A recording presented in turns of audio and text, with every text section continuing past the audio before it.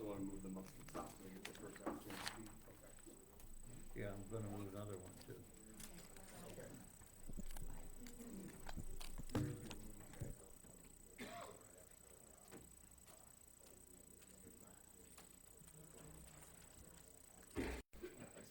You go right ahead.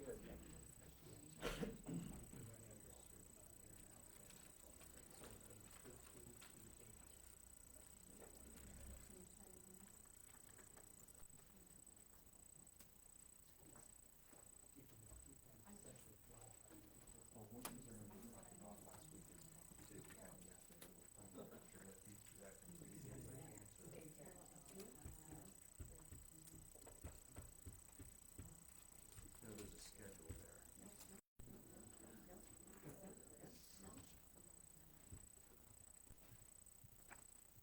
Yeah, so the schedule is still going to be where we're at right now. Okay. When do you think that might be, just so I know, so because people might have that question and stuff.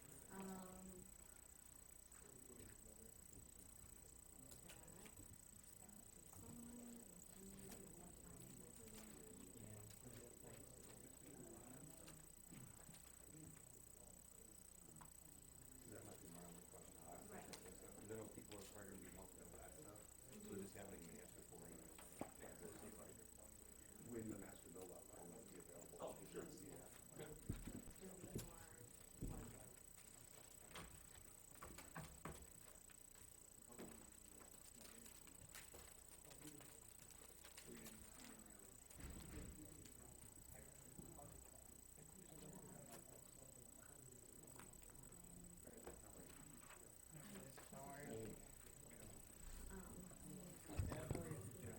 I'm good, Terry. How are you? So that's, Hey, Dominic. How we doing? so we are up here.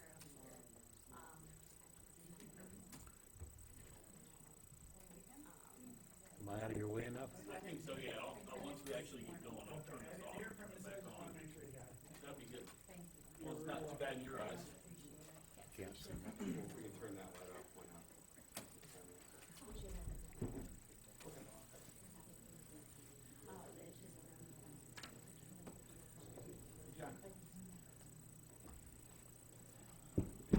Thanks. Ready? I'll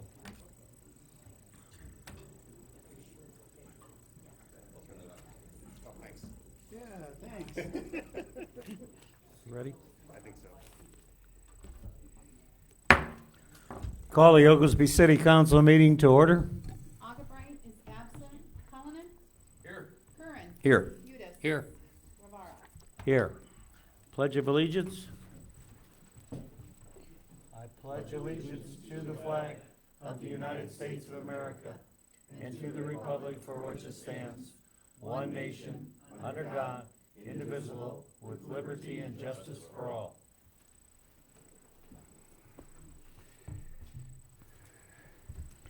In order that we may move this along a little bit, I'm going to move the agenda just slightly. Going to have Surf Internet give a presentation.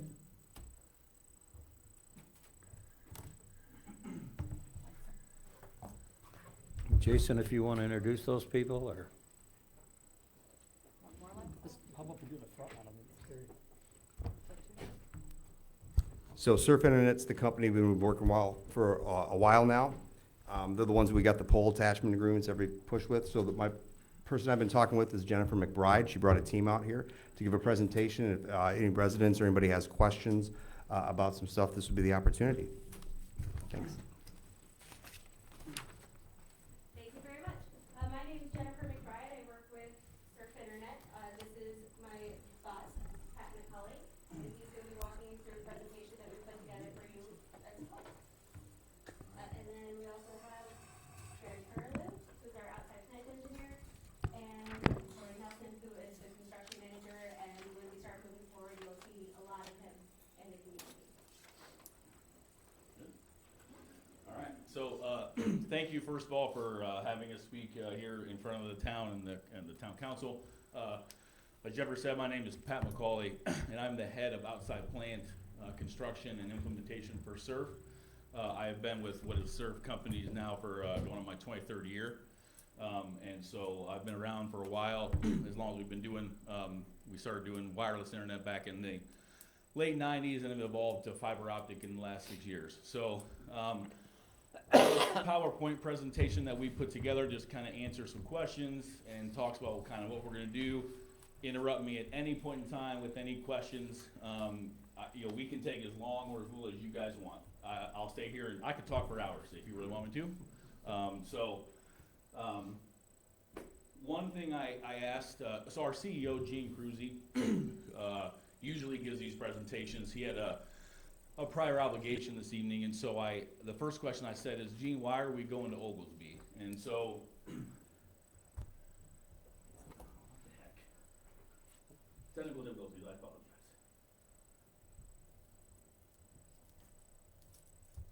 Here we go. So this is the quote that Gene gave us when we asked why. It was the visionary leadership in Oglesby that inspired a close partnership that brought this project to life.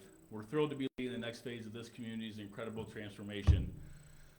A lot of the reason behind that statement is that we truly do feel like when we come into a town, whether it's the size of Oglesby or the size of Ottawa or the size of Valparaiso, Indiana, or Goshen, Indiana, it's really a partnership. We try to be a member of the community. We have people living and working here or near here. We are not just somebody who's gonna come into town and get our money and leave. We're here for the long haul, and we have no plans of going anywhere. We try to embrace the community through different community events and everything. We were just talking to one of our other construction managers at lunch over in Mendota, and he and his wife were at a Winterfest in Mendota on Saturday, you know, doing some stuff. So it really is for us a partnership between the town and our company. Button's not working. So at SURF, we believe that reliable and fast broadband internet is a great equalizer. And we believe that because once we are done in a town like Oglesby, you are going to have the same access to information that people in downtown Chicago or downtown New York or downtown Los Angeles have. You are going to be at no disadvantage to anybody else in the world when it comes to connectivity for school, work, personal life. It doesn't matter. Internet is becoming a almost must-have, and what we are trying to do is bridge a gap between communities that can't get great broadband to the ones that already have it. So, couple things just to quickly talk about. The symmetrical low latency. So what that means is a lot of times when you get internet from a provider, there's a certain speed that you can download information from and then upload information. And they're usually a different number, and ours are all the same. And so if you get one of our packages, so to speak, it's the same amount all the time, no matter what. It doesn't fluctuate. It always stays the same. So it's something that's very, very important to us. Like I said, providing the essential gateway to connectivity. The people of Oglesby will have the same luxuries that large communities have, and that's the way that we believe it should be.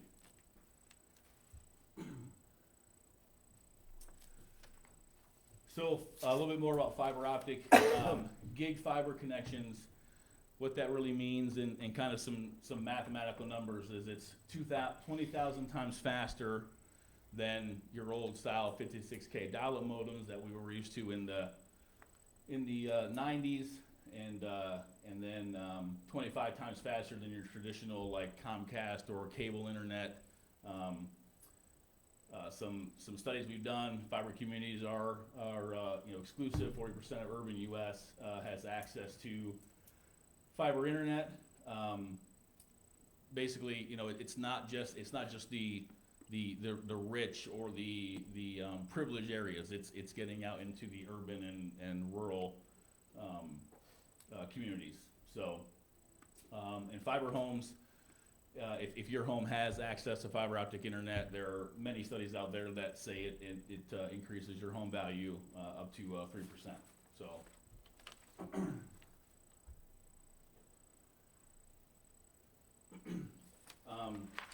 Like I said, we are members of the community. We have, we pride ourselves in our high level of customer service. Companies like us are graded, just like any other company are, and we are routinely 35% higher than most of our peers. The broad availability, I have a map that I will show that most of the city, and don't take this for every word, but will be covered during our initial build plan.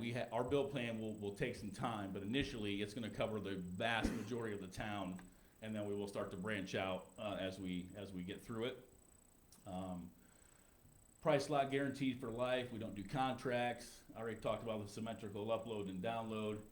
And then we offer a whole home Wi-Fi solution so that we can come in and help you it's kind of a one-stop shop. We can set you up with Wi-Fi inside your house, and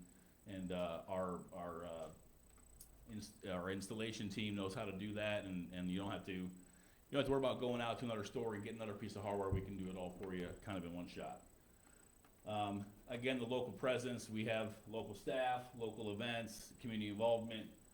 Some of the stuff that we've done there at the White-Sided Career Center, Mendota, the Sweet Corn Festival, and the Rock the Block in it's LaPorte, and where our corporate office, or our old corporate office, was located.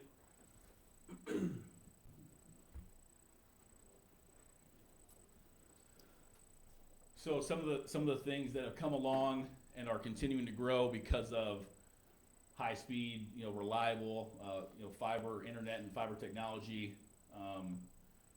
artificial intelligence, autonomous vehicles, Internet of Things. I won't read the list to you, but I'll give you a personal example of this telehealth thing.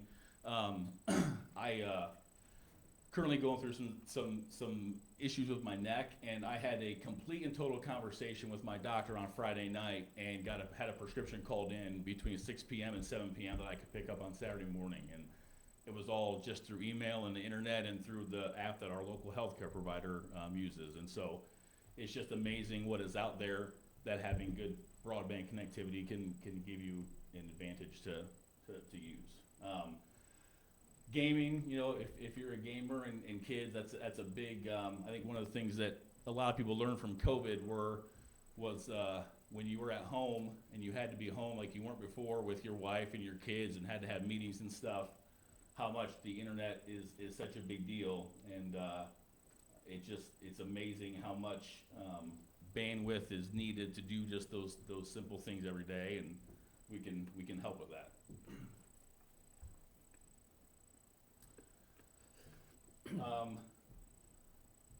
Fiber internet can kind of compare to the cable internet. The speed, like I said, is 25 times faster. Transformative in the way that we were using it for healthcare and education.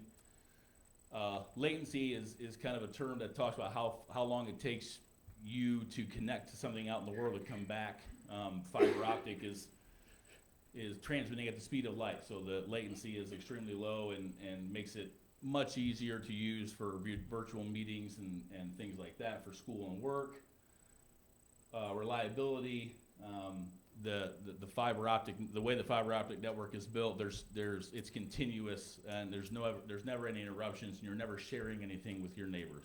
It's dedicated to you from our connectivity to your house, and so there's no sharing. The capacity up to 1 gig. We're actually getting ready to start our very first 10 gig city, which might not mean a whole lot, but that's a lot of speed and a lot of power behind your internet. Cost. There's no bundling. We are just an internet service that we don't make you wrap up a TV or a phone service into our service. It's just internet, and you're free to use it how you want. There's just no, you have to have the internet and the phone and cable. yeah, that's pretty much it. So, a little bit about the construction.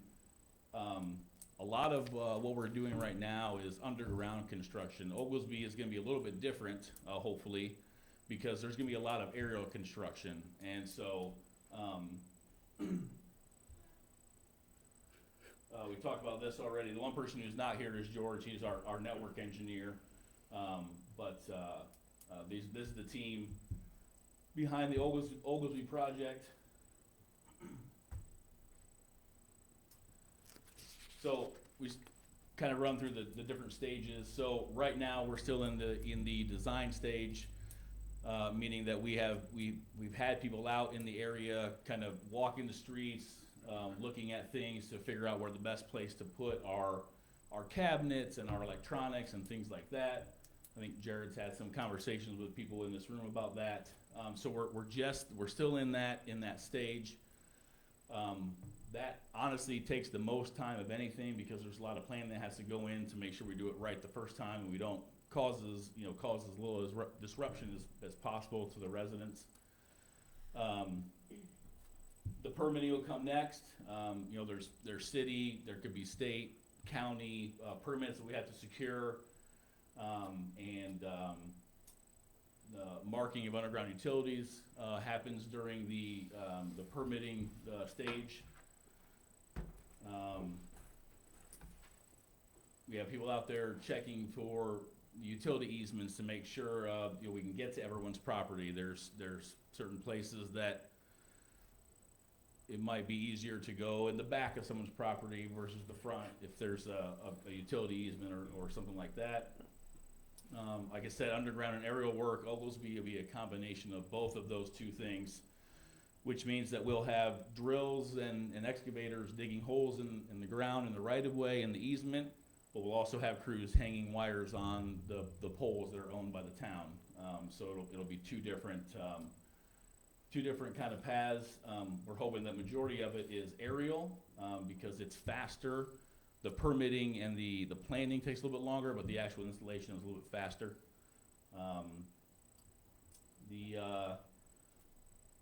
The technology behind going into the programming of the electronics that actually get the fiber out to your house, then we light it up and we start installing customers. Restoration is a big deal to us.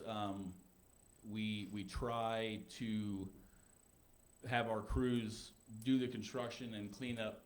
Don't try, they clean up right behind it, but there's always gonna be restoration. There's always gonna be something that settles, something that isn't right. And again, having a local construction manager and having local people makes that easier so that we can respond to complaints or issues or that kind of thing.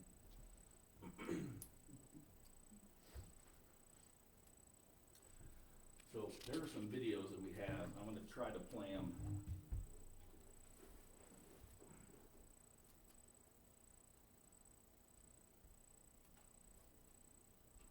If they will work.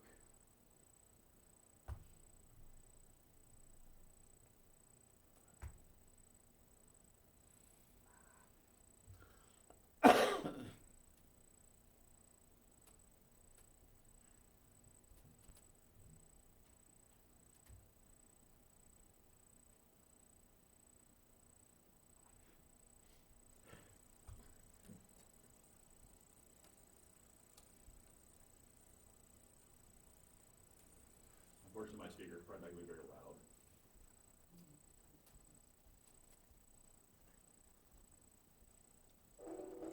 Oh, there it is. Surf Internet continues to expand our fiber optic network across Indiana, Michigan, and Illinois. Like other utilities, you might see our crews working in the local right-of-way and easements. That can include parts of your yard, area near the sidewalk or roadway that utilities sometimes share. Most homes and businesses are connected to a copper telephone line and coaxial television cable. With SURF, additional lines are being installed. These lines are made up of thousands of tiny strands of glass called fiber optic cable. They transmit data at the speed of light, allowing extremely fast and reliable internet, television, and telephone service to homes and businesses. In some neighborhoods where utilities are overhead, SURF may install fiber optic cables on telephone poles. In neighborhoods utilities are buried. The cables will be underground. This network will pass by your house, but not to your house. Not just yet. Once that network is ready, you'll have the opportunity to sign up for Surf Internet, a fiber optic broadband service. After sign up, we'll begin connecting that more reliable, high-speed connection to your home. You may get a piece of mail like a letter or postcard, letting you know construction is on the way. You'll also notice large signs at the entrance of your neighborhood and possibly a smaller sign closer to your mailbox.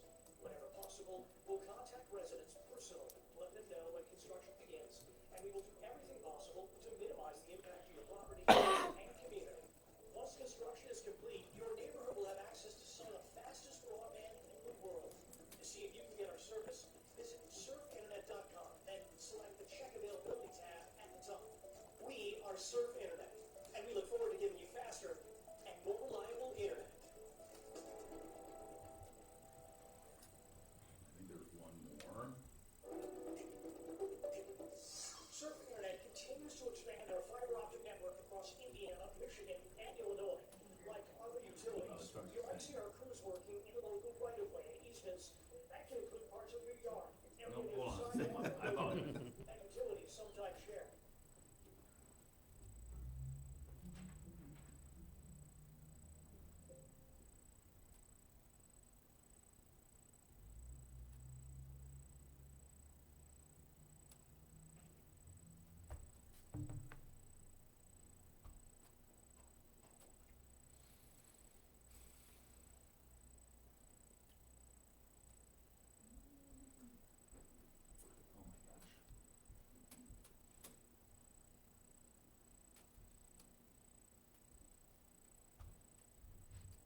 I apologize.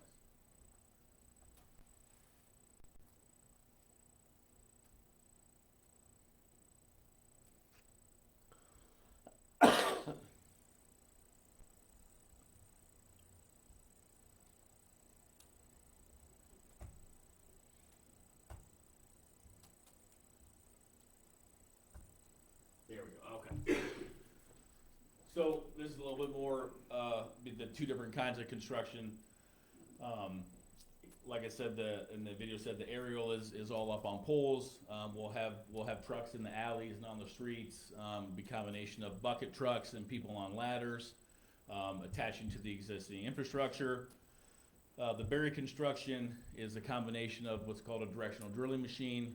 It's a large machine that sits on the ground and pushes a metal rod through the ground. We push it as far as we can, it pops out the other side, and we grab onto our conduit and pull it back through the ground. There's some of the things about the bury construction. All of our machines run on water or fluid, and you'll see that fluid, sometimes in the grass, maybe a little bit on the street, but it's all part of the machine. It's not because we hit a water line or hit a sewer line. It's all part of what keeps the ground lubricated if our machines work properly. It's just some of the phone calls we get. People think that we're hitting water lines and things like that. Part of the other underground construction are the handholds that we place. They're large plastic or concrete, basically squares or rectangles that allow our conduits to come up so we can get our fiber into there and get our what's called our splice cases where we bring the fiber together. Those will be at major intersections, strategic places so that we can get access to customers. And then if we have buried construction in front of your house, that's that corner picture on the right, the flower pot, is how we get access from there into your home. And then the electronics part of and the kind of the brains behind everything, we have two different kinds of cabinets. We have our OLT cabinet, it's where all of our electronics are. It's kind of the brains behind the whole thing. There's one of those that sits in the market. And then an FDH cabinet is a fiber distribution hub. And basically what happens is those kind of sit in strategic places so that we can get the light from the OLT out to that cabinet, and then that cabinet sends it out to the customer. So they're pretty non-obtrusive. They're the FDH cabinets are about 36 inches tall, a couple feet wide. They look like kind of a bigger telephone box, And we tried to do our best to keep them near other things like that, so they don't just kind of stick out. OLT is a little bit bigger because there's a lot of room, a lot of electronics that go into it.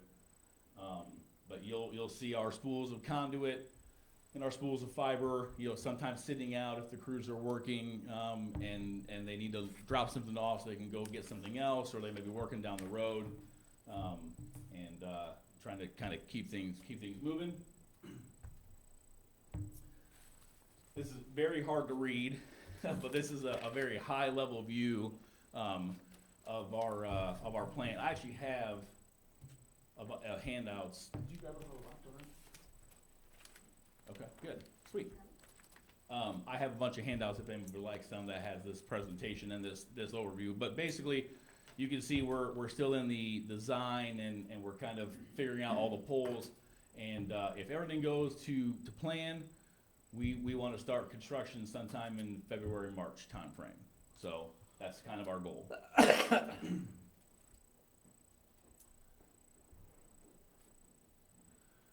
So some of the communication stuff that the video talked about is the signage.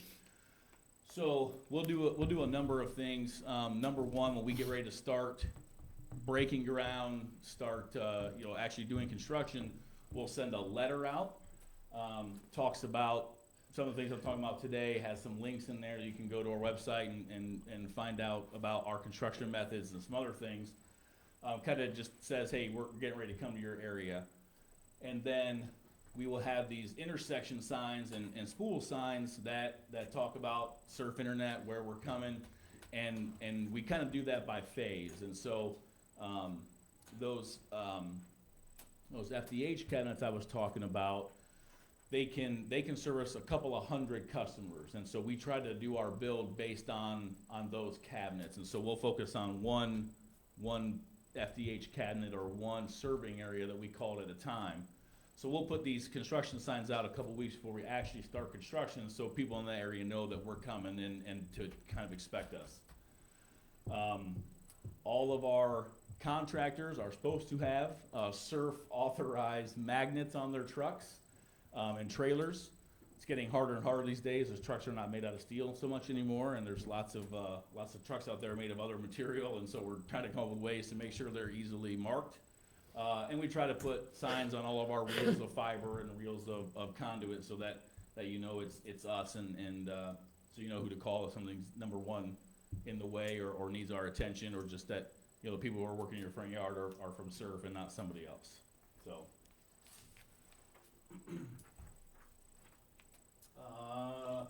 just talked about the letter I just talked about. We've got handouts, and we have door tag hangers.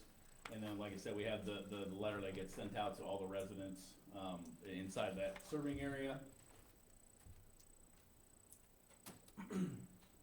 We have a construction update, a construction website for updates, and this website pulls right from our internal tool, so that you know if an area is under construction, if it's live, if it's coming soon, if it's being,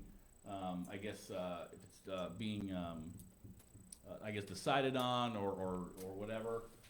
But we've got a lot of little videos and kind of what to expect on there as well, additional to like what I'd shown previously.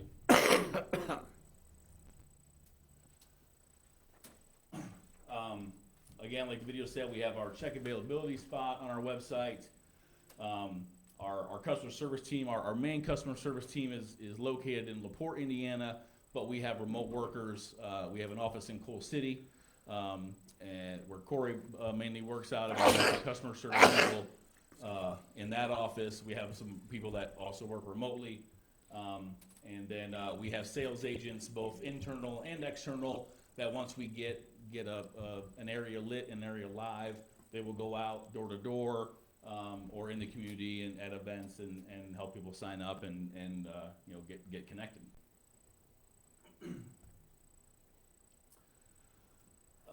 This talks about our pricing. Again, we have price locks for life. We have no contracts. So if you decide that you want to get the biggest, baddest package and you realize that you just don't need it, you can call us up the next, the next month and go down to the next one down or two down. It doesn't matter to us. Always have, free installation. There's no installation charges.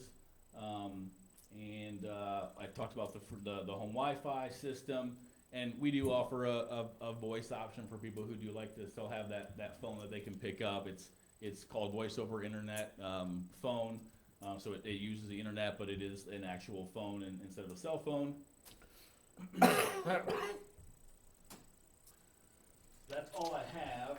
I have some appendix stuff. This is just some of the stuff that we talk about, like the evolution of the internet and kind of the demand, back in the dial-up days, and then to kind of DSL that some people are used to, cable internet, and then what we're doing now with fiber optic stuff.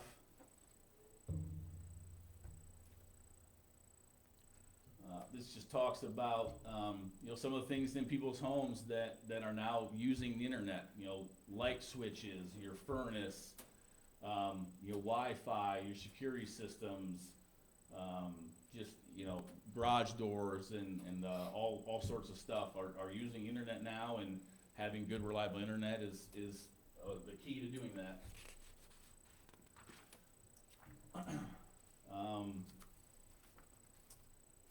More just kind of about how fiber optic works.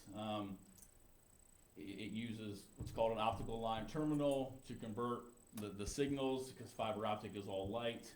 So we have an OLT at our, what we call our head end, shoots the signal out to the ONT that's at your home, and it converts it so that it actually makes sense in the inside the unit to the electronic signal, and it travels with the speed of light. So it's very, very fast, very, very low latency, and extremely reliable.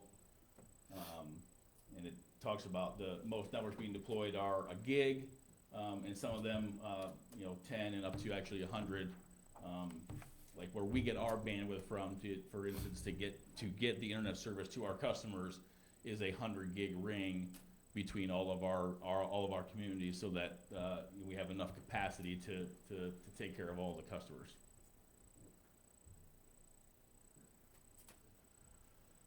A little bit about the fiber optic cable we use. I won't bore you with all this stuff, but it's an armored cable. It's very heavy. It helps protect it from damage and things like that. But that light travels through that fiber core, and that's really the most important part of it. If you did want to look at this in a little more detail, we provided printouts of the presentation back on the customer service counter. So you can find those there. This just talks about kind of the way we set up our network. Again, our OLT sends the light to our fiber distribution hub, and then that light gets distributed out to business, to the homeowners, to the businesses, to the customer, to the serving area. Like I said, every customer, as opposed to if like traditional way of providing internet, where people, like all the homes on one street go to one cable and then go back to the source of bandwidth. The way fiber optic is designed is every single customer has its own strand of fiber optic inside that cable going back to the distribution hub. So there's no sharing of bandwidth. That's it. I have a question. Yeah, please. I know I Number kind of of went a little fast, and there was a lot in there, so please ask us anything, and we'll answer everything. You say you're gonna have both overhead and underground? Yes. On the overhead, are we gonna have to raise, are we gonna have enough clearance, because we've got primary, secondary, then we come down to telephone and cable now? Where are you gonna fit? So I believe, where'd Jared go? There's the man. So I believe that is part of what we're talking to right now, right? So that's part of what's called the make ready of aerial construction. So we've been talking to the town about the poles, and so now we have to do the study to figure out who is at what level, where we need to be compared to all of them, and see if the poles can actually So accommodate that us. means we're gonna have to get a pole-attach agreement with you, and you're gonna have to get a pole-attach agreement with, AT&T? So your pole, correct, keep me honest here, the pole attach agreement is between us and the owner of the pole. That'd be the city of Oglesby for part. Some of it will be for, AT&T, and I think you got 2 Ameren poles. Okay, so yeah, so the answer is yeah, anyone who owns the pole, we have to get a pole attachment agreement, but that is correct. Okay, and we have to have specific clearance on that too. Correct. So what happens if we don't have the clearance? Then it's up to us whether, I believe it's up to us to work with you on whether we replace that pole to make it taller for the proper clearance, or we just decide to go underground. So we gave them, when we did our pole attach agreement, we gave them the geolocations for all the poles that we own in the city, so they know which ones we already have agreements with for everything. I think there's about 780 poles. There's a lot of Yeah, there's a lot, oh yeah. How deep is the underground gonna be? So we like to be 36 inches, however, usually when we're coming into a town like this, we're more like in the 24 to 30 inch range, because we wanna be above water, which your water lines are, but they should be a lot deep, well, not a lot, they should be deeper than 36 inches because of frost, but we wanna be below everything else. So usually that sweet spot is 24 to 30 inches. And a lot of that will come out when, you know, one of the things that we kind of pride ourselves on is, and try to do, is we make sure that everyone involved knows exactly what's going on. So we expect our construction managers and our contractors to be having daily meetings with the towns and the cities that we're working in, to make sure that you and they know where we are going the next day, the next week, so that we're out ahead of it, checking that stuff, white lining things, calling in utility locates, because if you get too far ahead of yourself, especially with utility locates, they'll never get done in time with as much construction that's going on in the area. I understand that. And from what I gathered, you understand that, you have already this in Mendota? Yeah, that's correct. Yeah, I mean, I could list off, I mean, there's a lot, So, but yeah. so you have maintenance crews in the Illinois Valley area? We have our own crews, as well as we have contracts with some of our subcontractors to help us out with maintenance or repair, break fix stuff, absolutely, yes. Okay, and most, all the homes in Oglesby, whether they be built in the last couple of years or, far back as maybe 100 years, they have, telephone, cable. If I'm understanding you correctly, you're gonna come in and the home has to be rewired. No. So what we will do is, we will bring a single wire from the right of way, whether it's in a flower pot in the ground or the pole out by the house. We'll bring one single wire into the home. It's called the ONT. It's the device that picks us up. And then from there, you can do everything with wireless technology inside the home, or you could choose to wire your home if you want, but most people just use Wi-Fi inside their home. So yeah, once our service gets into your home, we don't have to do anything inside your home other than just set it up and leave it. So you can actually set it up wireless then? Absolutely, yeah, Once- that's that free home. Once you have it into the house? Yep. You don't have to go back and, Nope. Nope. Okay. Yeah. And then do I have to get a, let's say this, like a cable outlet? I don't Nope, have to do that. not at Just all, nope. Everything is wired. You got it, yep, iPads, Kindles, Amazon books, laptops, phones, almost everything, TVs, almost all have Wi-Fi built into them, and so you just set up a Wi-Fi network inside your house, and we have our installation crews are trained on how to do that, and they can set up your whole home Wi-Fi while they're there, or we can come back and do it after the fact. So you see, you've got your own construction We do. maintenance crews? Absolutely, yep. We have internal, and we also have external contractors as well, yep. I've got 2 questions. One of them kind of ties into what the mayor has. So I'm looking at your pricing page. Yep. First of all, the pricing looks fantastic for, as far as internet goes and everything like that, which is good. But one thing, again, I'm just trying to think of questions that residents might have that might not have the opportunity to be Sure. here in person to ask. And I know that some people are still pretty big on having their home phone. Yep. Yet, I mean, we still have one. We don't use it much, but we have it. It just says low low monthly cost. Do you know what that cost is if people wanna add home phone? You know what it is?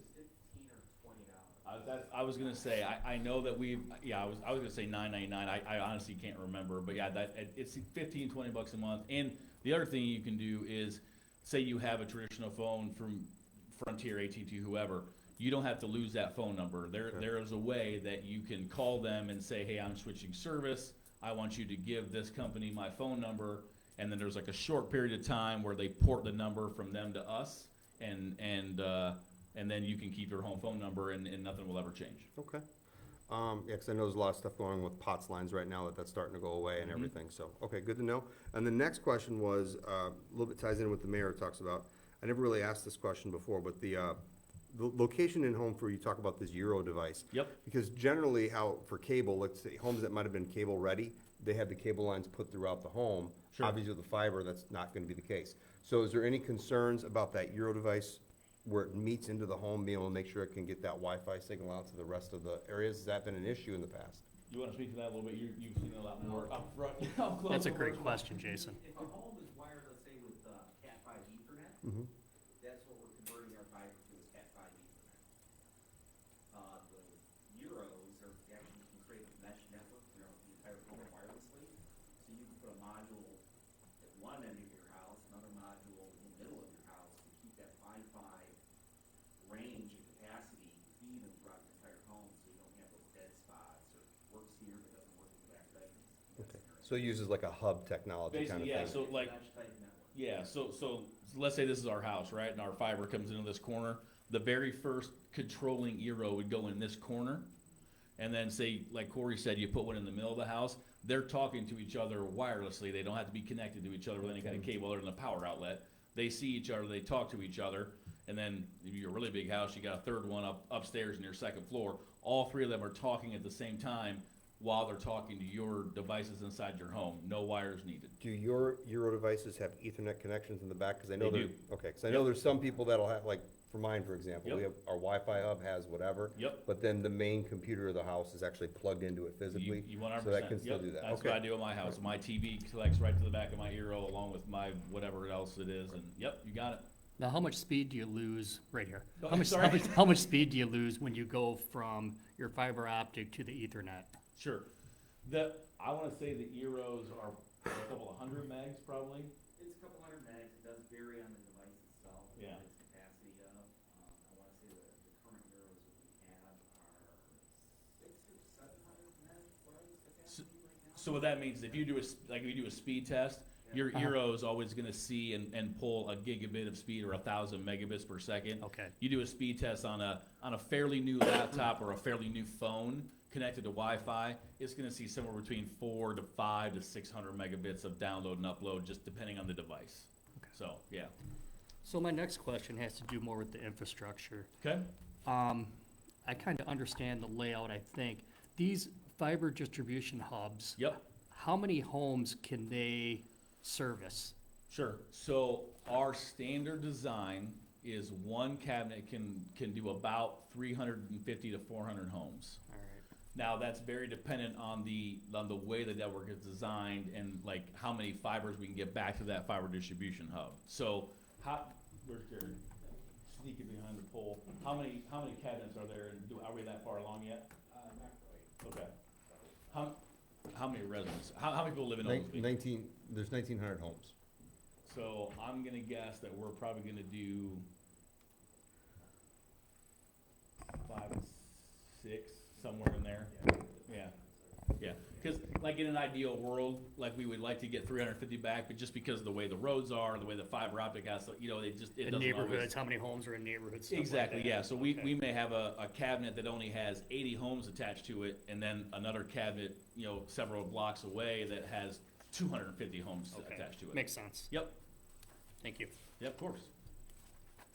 One of our other commissioners isn't here tonight, so I'll ask the question for him. I know Okay. one of the questions he had was the master build-out plan. I see that you're looking to start probably in February, March.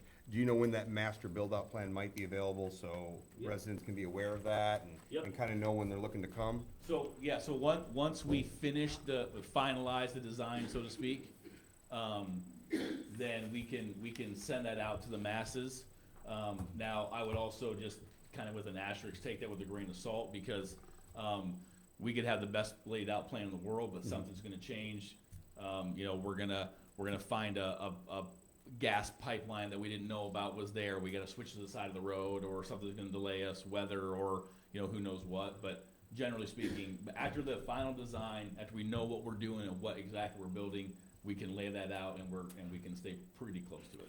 Yeah, the only one I know about right now that's one that we wanna merge up together is, the whole Clark Street area. I don't know if, I think we talked about that briefly, that we're having a massive underground Okay. electric thing. We approved it, I got last year practically, but the supplies were so long, they're actually starting that in March. Perfect. So Okay. whatever, when you do that section, Yep. that would be a perfect time, since they're, it'll probably save a lot of money and a lot Yeah. of time, because they're already doing the boring already for the Gotcha. contract. Yeah, we were so. just talking about that at dinner, right? Yeah, okay, yep, absolutely. And as we finalize the information, I'll be in communication with you, and I'll let you know once that design is finally finalized, and when we have a firmer construction schedule. I say firmer because again, it can't be concrete, because for all we know, there's gonna be another polar vortex, knock on wood. And, you know, those kinds of things would, prolong the construction schedule. And that's when our construction website comes in handy, because that is updated. Like I said, it gets updates from our internal system that's being, you know, kind of changed on a regular basis. And so if things get delayed or that kind of thing, you know, we're very cautious about putting dates out there, but it's very up to date on what's going on, so. We've got one question from the Oh, yeah, audience. absolutely, yes, sir. Well, you're almost on it. So the first home or business getting connected September next year, 2023, is really iffy. Yeah. The page that's on the screen? Correct, yep. Okay. If I were a betting man, I would say it's gonna be before that, but that's giving, Before that? I think so, yeah. If we start construction in February, March, it shouldn't take us more than, I would say, 3 to 4 months to get the first serving area going. But we are so here's the other thing is, our initial plan is also gonna be very cautious because of the locates I was talking about. So as we tell the other utility companies, if we're doing underground construction, that's the other reason that the aerial piece is so important, because it's a heck of a lot faster, because you don't have to worry about, other than what the mayor was talking about with the other companies and the poles, you don't have to worry about other people and what's in the ground. When we go underground, we have to wait for the gas, the water, the electric, the other telecommunication companies that are in the ground to mark all their locates. And in some areas, we are seeing, this is no joke, a 6 to 8 week delay in that alone from when the time we call in locates. The law says they have to be done in 48 hours, but that just doesn't happen. There's just not enough people out there right now. So our timeline is very cautious with all that stuff considered, but if things were to go well, we can put, you know, we could put 10,000 feet of pipe in the ground in a week if we had the locates, and the town had the resources to locate and the appetite for that much work going on. It doesn't take long to do. So it all kind of has to work together. I'm looking at our water guy right now. That won't be a problem. We'll get on top of that real easily. You're welcome.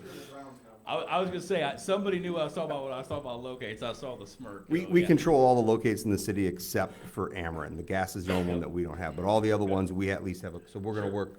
I mean, we're Yeah. eager to get moving with it, so when you guys, Yeah, but, yeah. when you have the permit process that comes in, I think for the underground, we do have a little bit more time. Sure, We have a little more time to process those, but I mean, we're gonna be moving as quick Yeah. as we can to get them done for sure, you. yeah, so. but all that stuff kind of goes in, yeah.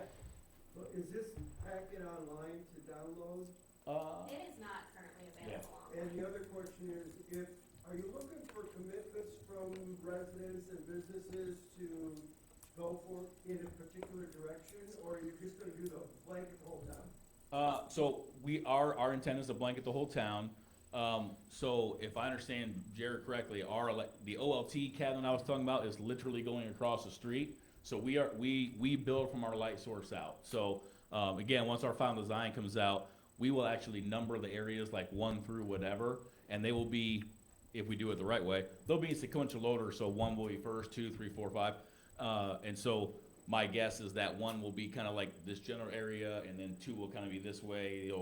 whatever a case may be. But, no, signups unfortunately, signups can't dictate where we go because everybody in the far northeast corner could sign up, but if our light's in the southwest, it doesn't really matter. So, but you can go right now and pre-sign up. It helps us, know where the demand is, but it can't change us too much because it's all gonna be based on our design. Okay, thank you. I'm sure we're gonna have a lot more questions and a lot more There's discussions. one more in the crowd. I drive public transportation, and when you guys were building Yoda, I noticed that you get through town, you guys were not delaying traffic or anything. Good. And you went through town like they weren't even there. You saw them on the side of the road, and they were there last year, and you guys did a great job. Appreciate that, yeah. To what you were just saying, yeah, this is not the last time you will see us. I'm we- sure. Once we get closer, and we pick a construction, contractor, they will come out, we'll meet with the city. Like Jennifer said, you guys are gonna get to know Corey, and our other construction manager, Chris O'Haver, who lives over in the Sterling Rock Falls area. You'll get to know them very well, and we will be, we'll be in here quite a bit, and we'll come back and talk, anytime, and we'll be talking quite a bit. So, I'm sure we will. absolutely. Anything else? No, you got his phone number, Jason? We do. Oh, yeah. Okay, absolutely. you'll be hearing from us. Hey, thank you so much, really appreciate Thank you you taking very the much time. for Thank taking you. the time, the presentation. We really appreciate it. Very well done. Thank you. We are going to move again on the agenda. I'm gonna move, the Lehigh Park project up next. So, Mr. West can get out of here a little bit earlier and we don't keep him here all night.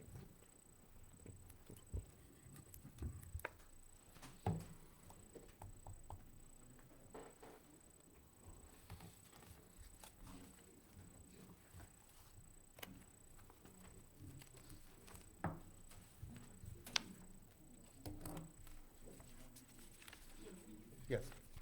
Oh, okay, thanks. You just give me a call tomorrow then. All right, thank you.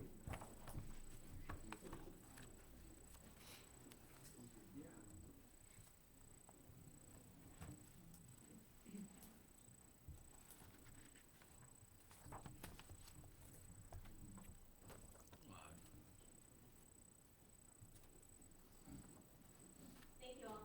Thank you.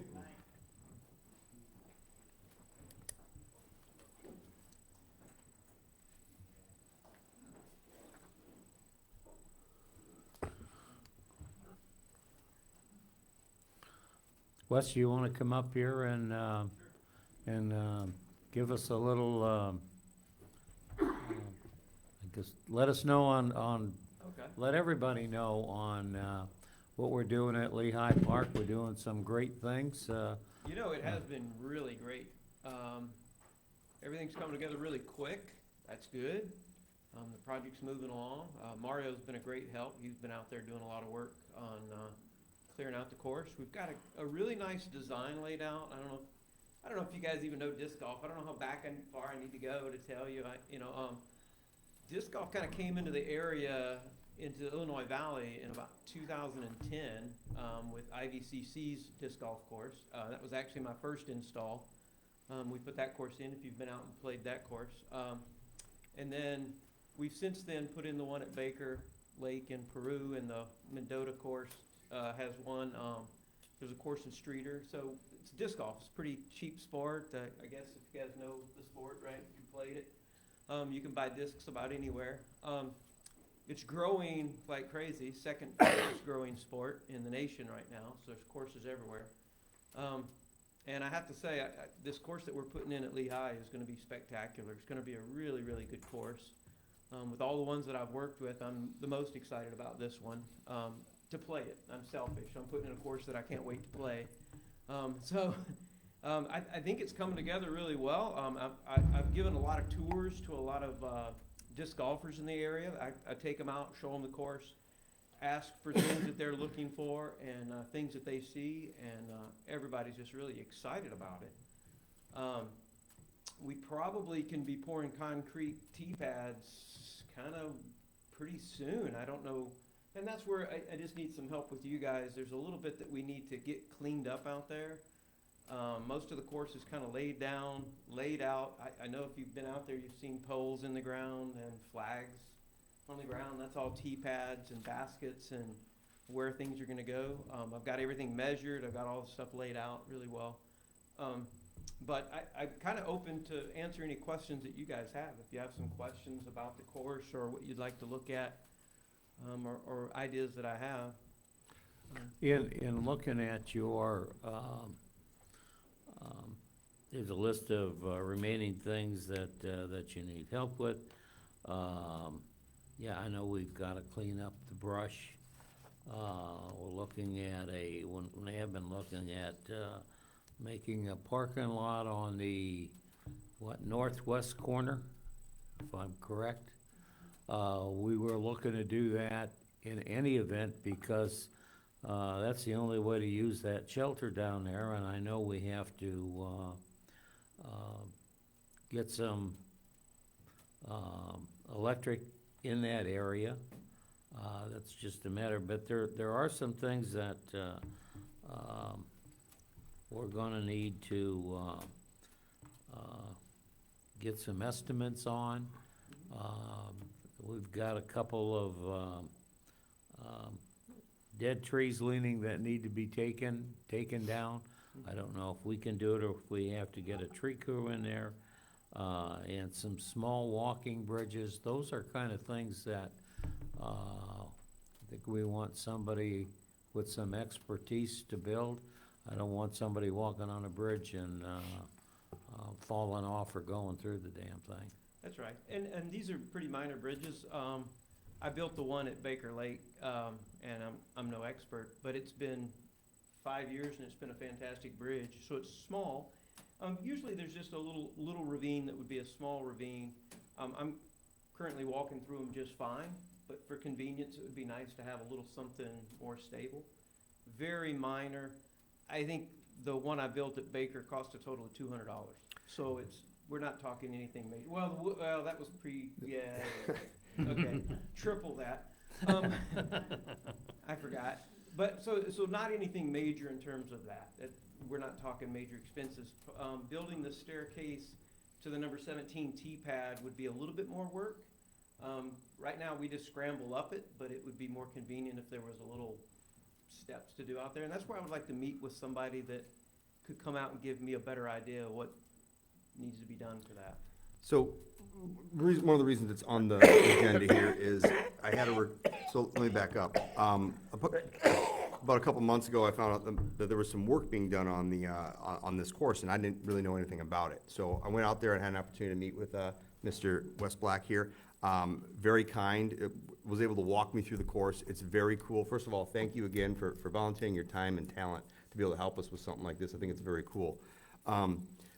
The thing that excited me the most is it's transforming areas that we have in city property that is essentially not being used for anything. It's just basically empty forest land is what it is.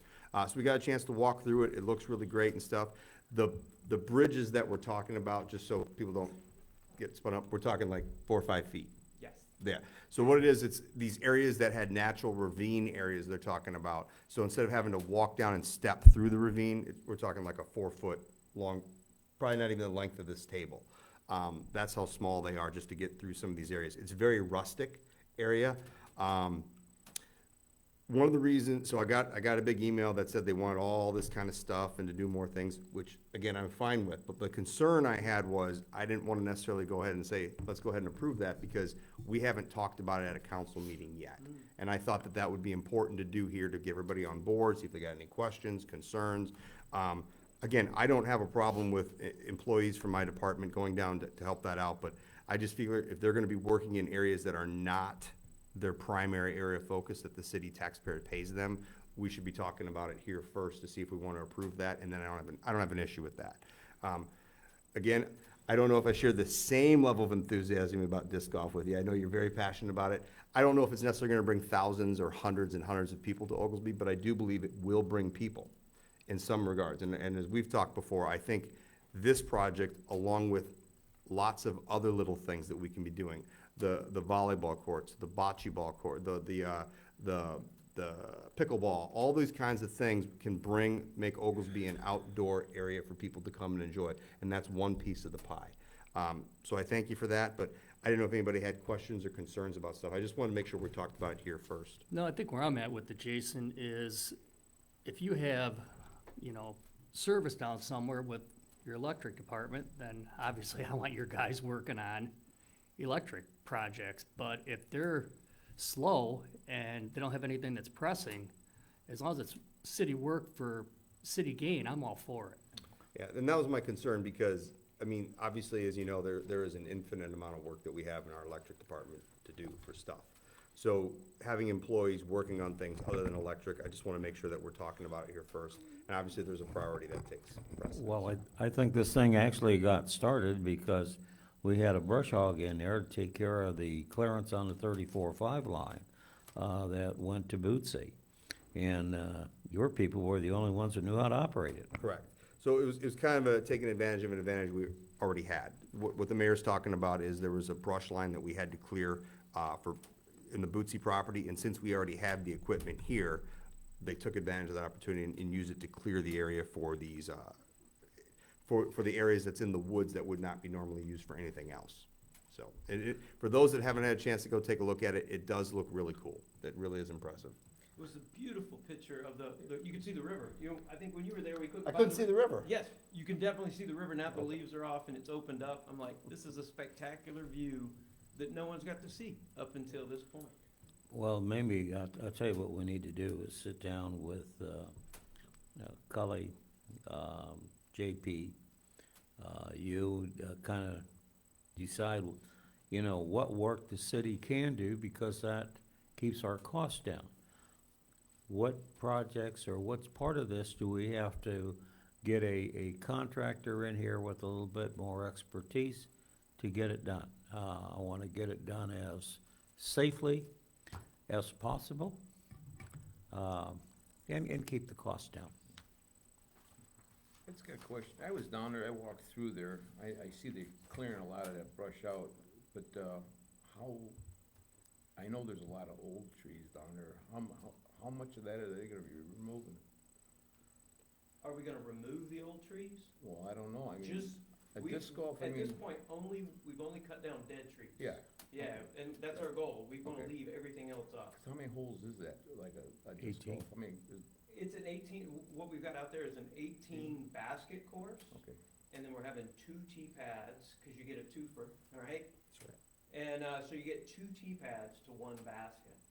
But again, we are very tree huggers. We love our trees. Well, We would not wanna. I know cut there's a them lot out of them tree. down there, and people were concerned at one time about cleaning up the park and get rid of all the trees, which, I don't know, if they're bad, they have to go, I guess. Right. But another thing is with the ravine, I didn't know there was a ravine up that high. There's 2 small ones, and again, just for safety, we wanted to put them, our whole 14 and 15, and a whole 9 slightly. I play the course that wouldn't need a bridge. I just know it's a nice touch. Is it a ravine or? I don't know a better Drain- word for it. Drainage A ditch. little drainage. So, yeah, when I think ravine, I think a giant. They eventually Water. filter down, Yeah. yes, Yeah. but water, right. Yeah. I actually went out in the rain just so I can get a feel for Okay. what's happening in the rain, and they're not, water's not rushing through them by any means, yeah. Yeah, the bridges are a nice touch. So the reason I was kind of hoping to get the meeting is not only get a high-level explanation for people to know that, but Cully, if you want, I don't have a problem having my guys work for JP in these circumstances to fix stuff. But my big concern was, I want to make sure that the Parks Department kind of knows what's going on with it, because one of my concerns is that everybody builds this park for them, and then they just hand it over to JP and be like, all right, you got a park to maintain now. And I didn't think that was kind of fair to him. I think it kind of needs to be that So way. maybe I should even tell you in terms of long-term maintenance, what's expected on a disc golf course. Okay. Greg, I'll get you in a minute. What does Baker do, or what does IVCC's grounds crew have to do? Probably 4 things.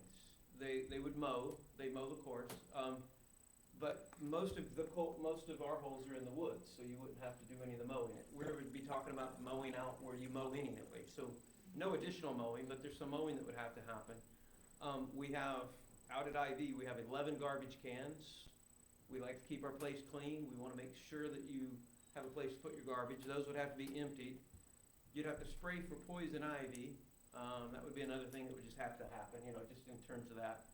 And I'm sure there's a fourth thing. Oh, like if a limb would fall down, you'd have to clean that up. But that's really the only four things. There's not really any additional stuff that you'll have to take on with the disc golf course.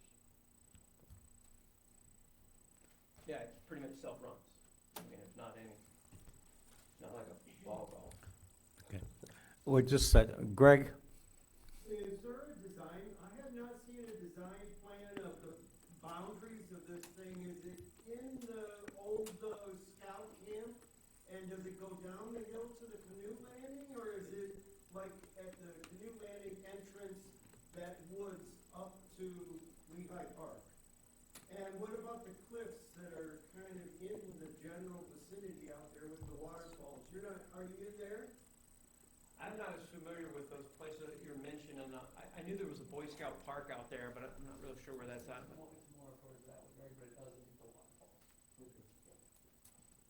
Thank you. Yeah, I take people on a tour. Is there a design plan somewhere that I've missed? Is what? Is there a map somewhere that I've missed? No, I've got kind of stuff drawn out and everything measured, but I haven't published anything in terms of design. Greg, as we progress on this thing, I'm sure we'll get some pictures, plots, or whatever together. Yeah, absolutely. Okay. Well, I thank you very much, and I thank you for all your help in getting this designed. And if it's, Super excited to be working with this project, so thank you very much. you're welcome. Thank you for all the help, to anything that can improve Oglesby, and I think this is one of those many little things that can help do that. Bring a lot of people in, it really will. Well, I hope you're right. I hope I'm wrong, and it brings lots and lots of people. It will, yeah. But I think it's one of those things that will definitely bring people in, and we can't thank you enough. Wes, thanks for all your hard work. We appreciate it. Thank you much. Thank you. Thank you, Wes. Okay, getting back on course here now. Public comments on agenda items. None, I'll move on.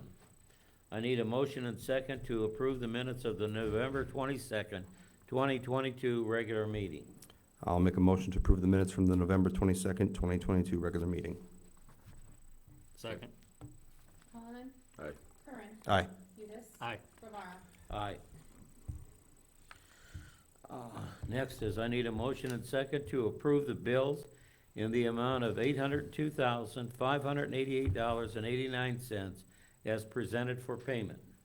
I know Make a Tommy's, sorry, I was gonna say, I know Tommy's not here tonight, but correct me if I'm wrong, Amy, I think the reason that it's so high is there's a bond payment that has to do with that. I believe it's like $610,000 bond payment. That's Yep. why it's higher than normal. That's why it's significantly higher. Okay. It's to Zion Bank, if you look in there, I believe it is. I will make a motion to approve the bills in amount of $802,588.89 as presented for payment. Second. Cullinan? Aye. Curran? Aye. Udis? Aye. Rivera? Aye. Next, I need a motion and second to appoint Rick Regagio to fill the vacancy on the Design and Review Board.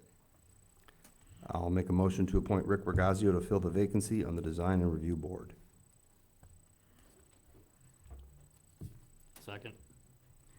Cullinan? Aye. Curran? Aye. Udis? Aye. Rivera? Aye.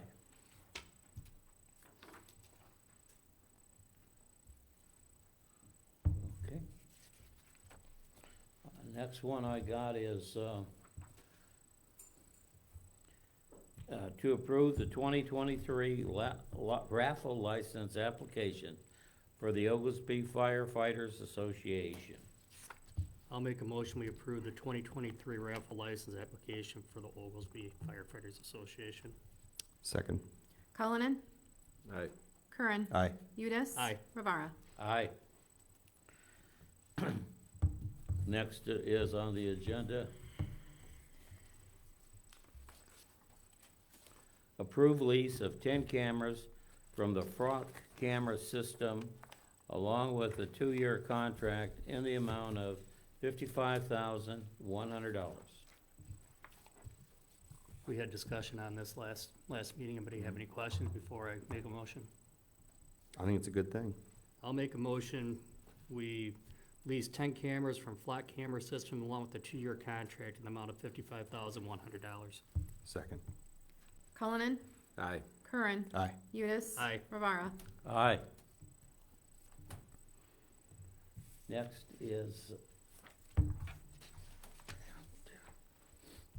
Next is place on file quote for consideration of a purchase of a 2023 Ford Super Duty truck for the maintenance department in the amount of $53,782.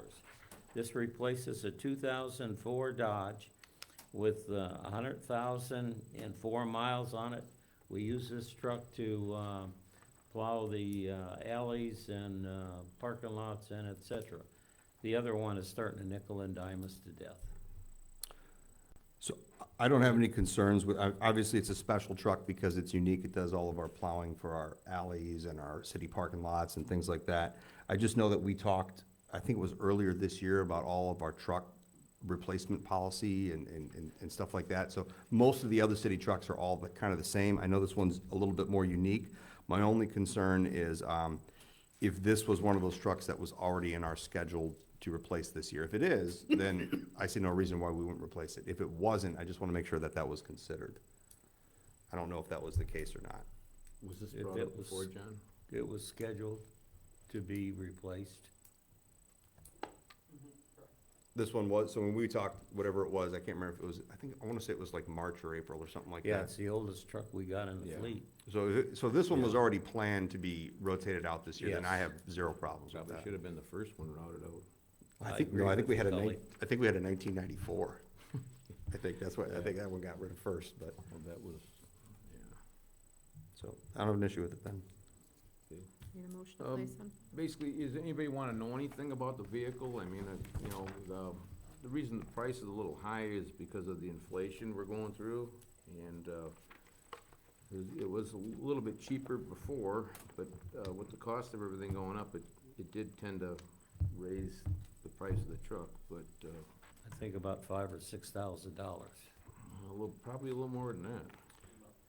Yeah, pretty is it close to just that much? $11,000. They will not guarantee it being produced with it because of the high volume of it being produced. They will not guarantee an actual production of it, and we wouldn't know until the summer. So that's our biggest hang, they don't know if it will get produced. We gotta, if we want the truck, we gotta, We got it. Gotta order it now, Gotta basically. order is what it. you're To saying. get it, yeah, you have to. 450 or 350 or what? 250. 250, yeah, if you're gonna plow snow. It's got a couple special, not only has it got the plow on the front, but it's got a Tommy gate in the back, I believe. Yeah, There's yeah. several things about it that's unique, yeah. So we'd like to place on file a quote for the consideration of the purchase of a 2023 Ford Super Duty truck for the maintenance department in the amount of $53,782. Second. Cullinan, Aye. Curran, Aye. Udis. Aye. Rivara. Aye. Disclose most portions of the August 5th, 2019 closed session verbatim recording subject to the permissible redaction of the limited portions concerning specific individual employees and job candidates per the Office of the Attorney General. That's all I can do. Just read it down, yeah. This came about because somebody filed a complaint that there were things talked about, I think, in closed session that were not allowed pursuant to the reason going into closed session. So after years of the Attorney General's office mulling this over, they finally come back and have said that you need to release these permissible portions of the minutes. And you have to make the verbatim recordings actually available. The minutes actually have already been released. Been released. But the Attorney General's office says you have to release the verbatim recordings, Is which there- didn't make Jason very happy. Well, it's fine, I just don't understand why it's 3 years later, and it's already released, that's why I didn't understand what the value of that was. That's why I was confused. It's crazy, you know, if somebody wants to listen to it, I guess they can listen to it, come into Amy's office, or she can send them a voice tag to it, but to me, it's a ridiculous. I didn't, I mean, I read over So what the, do we And- do? We redact everything that we don't have to. So like in the one case, it was 11 seconds? So, okay, so I looked over the minutes of what this was, just to let people know. I'm not sure exactly what the big deal is, but, so, the reason we went into closed session for this one was to talk about a specific employee and their wages and things like that. And the conversation, now keep in mind, we were only in office 2 months, not like that's an excuse, but what happened was the conversation changed from the concerns about paying this employee a certain amount of money about how much funding we have in the other funds to be able to pay for that. And apparently that's where you're not allowed to do that because we talked about other funds that wasn't related to the specific employee. So, and as I said, it's seconds worth of comments that's released now. So I don't really know what the value of that is, but that's why I was asking why, but that's fine. Any questions on that, I guess? No, we gotta do it, let's do it. All right, I'll make a motion to disclose most portions of the August 5th, 2019 closed session verbatim recording subject to the permissible redaction of the limited portions concerning specific individual employees and job candidates per the Office of the Attorney General. Second. Cullinan. Aye. Curran. Aye. Udis. Aye. Rivara. Aye. Okay. Discussion the city's tax levy for the 2022 tax year. Amy, do you have that over there? Mm-hmm. You need it? No, I want you to read it. You read a lot better than I do. It's a long The email letter. from the city? No, from- no, it's, From the auditor? no, from Joe Hopkins. The email from him? No, yeah, Oh, yeah, mine's just printed out on Word, so I'll it's do it. bigger. I I'll can do read it. I'll do it, I'll do it. This is from Joel Hopkins. I have spent some time working on the tax levy proposal for the city of Oglesby this year. I have attached an Excel workbook to this email that provides a couple of options for you. First, on tab 1, the normal option of raising the amount of the total levy by about 4.95% from the extension received last year. This is an increase in total property tax dollars of about $50,550 from the prior year extension. Due to an anticipated increase in the EVA, see option below for further discussion. This option could significantly reduce the tax rate of the city for the 2022 levy.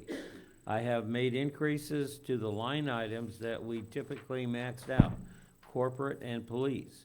We have increased IMRF, Social Security, and police pension to make up the rest. The reason I choose these line items is that in prior year spending in IMRF and Social Security exceeded the property taxes received from the prior year. This results in the city having to subsidize these funds through allocation of replacement tax dollars or other transfers. These funds could be used for the general fund spending if not needed by these funds. The police pension is increased to keep up with the actuary's funding requirements. Most of this is made up of property taxes, and the rest is a replacement tax allocation to the police pension fund. Second, on tab 2, I have provided an option that would keep the total tax rate consistent with prior year extension. Based on the estimates that I received from LaSalle County, the estimated EAVs less TIF and exemption for the city would be 48,000. Million. 48 million. Oh, 48 million, I'm sorry. 77,257 for the 2022 tax year. This is up about 5.5 million from the prior year amount of $42,531,005. Because of the anticipated increase in the EVA from the prior year, if the city were to choose the first option above, the total tax rate of the city would decrease from 2.38% to 2.21%. If the city would keep the tax rate consistent with the prior year rate, which means individual homeowners' tax bills would not increase or decrease, An additional $81,000 in property tax revenue could be gained by the city. If the LaSalle County EVA estimates are correct, which they are not from time to time, the city would receive an additional $81,000 in property tax revenue without increasing the tax bills of homeowners in the city. On my proposal sheet for the second option, I have allocated most of the additional increases to IMRF, Social Security, and police pension. As I mentioned earlier, the property tax revenue received in the prior year was not enough to cover the expenses in these funds. In addition to the property tax revenue, the city also had to allocate replacement tax revenue to these funds to cover the expenses. The replacement tax money can be used for general operations of the city, so keeping the money in the general fund for the general fund use is preferred. Overall analysis, option one would lower the tax rate of the city and would reduce individual taxpayers' bill related to the city's property taxes. Option two would provide an additional $81,000 in tax revenue to the city without raising individual taxpayer bills. The allocation of the increase are my suggestions, but you can change these if you see fit. Keep in mind that the corporate and police line items are maxed out already and cannot be increased further. Discussion. I'll just, before we get into this, and I think it's, if we stay on the second options, we don't raise anybody's taxes, we're maxed out on these funds already, and we gotta pay the bills. When do we have to have an answer by for this, Pat? Tonight. We have to approve it by the end of the year. It has to be approved at your next meeting without holding a special meeting to adopt the levy. Because it has to be filed. Yeah, I was just hoping we could have a full council here for this type of discussion, but unfortunately, I wasn't, okay. Unfortunately, we don't.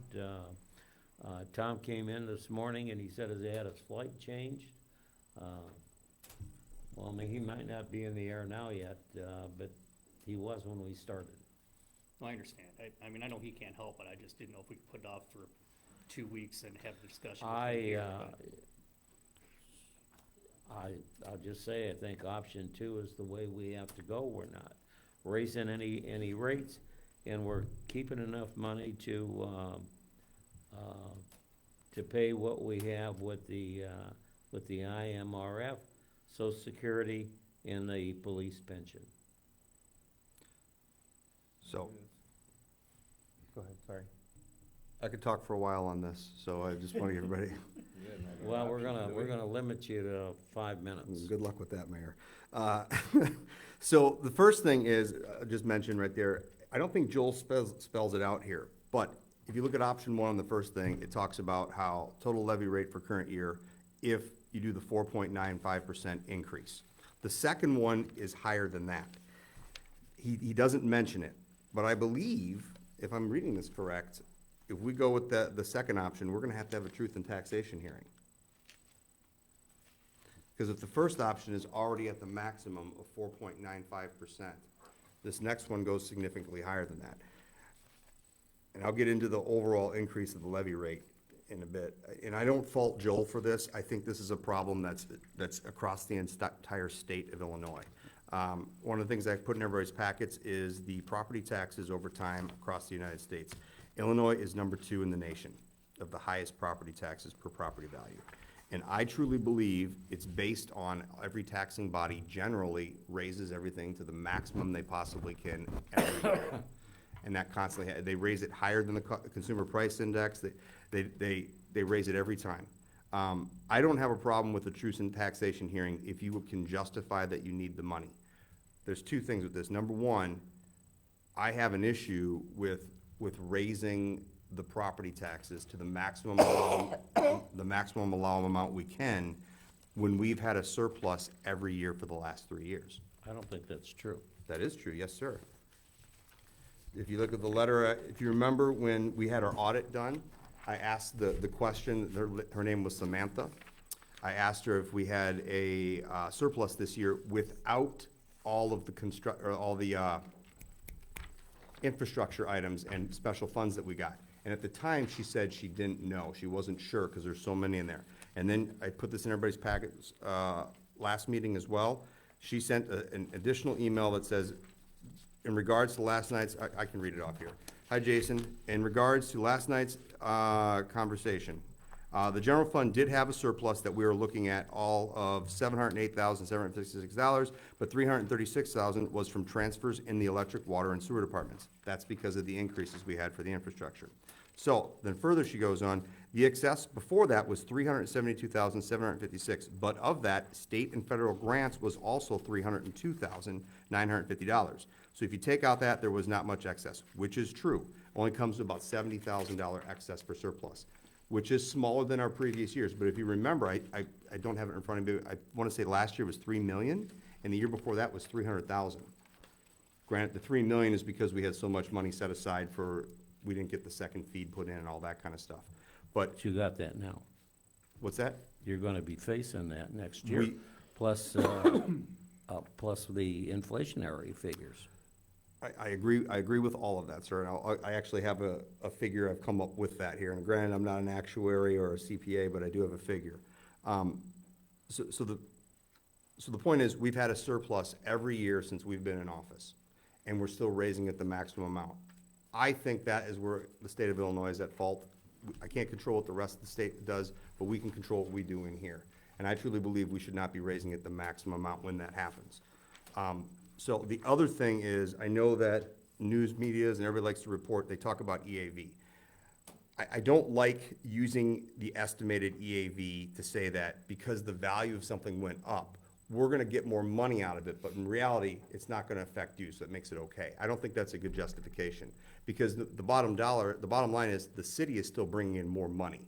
We're bringing in more, even though it might not come out of those residents' pockets because of the an increase in their tax bill. It still raises the amount it always comes out from their taxes. In reality, if anything, we should be lowering it. That's what I truly believe. I'm not saying we shouldn't raise taxes, I'm just saying not the maximum amount. I think the You know, biggest I question, go to an accountant and somebody that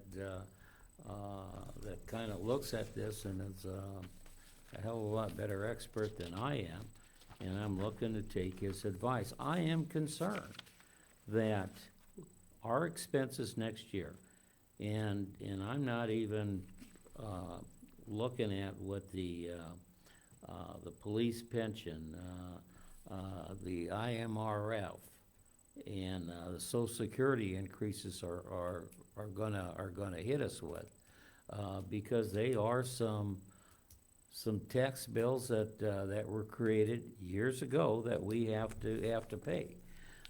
We also have, with that second fee, is the upgrade of the Malik Street, the Malik substation. That's $1 million. That isn't $100, it isn't $1,000. You're also gonna have a good piece of change with the second feed. That's, what, about 300,000, about off the top of my head? Yeah, 340,000. You're also gonna have a pretty good increase at the Phoenix sub, because you gotta change the feed into there to make it work. And we also need to complete the 12 so we can have a loop feed. We can feed with the transmission south automatic and with the 12 automatic. If we complete the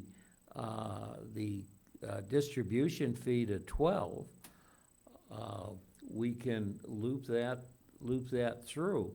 That will give us an additional way to keep the lights on in Oglesby.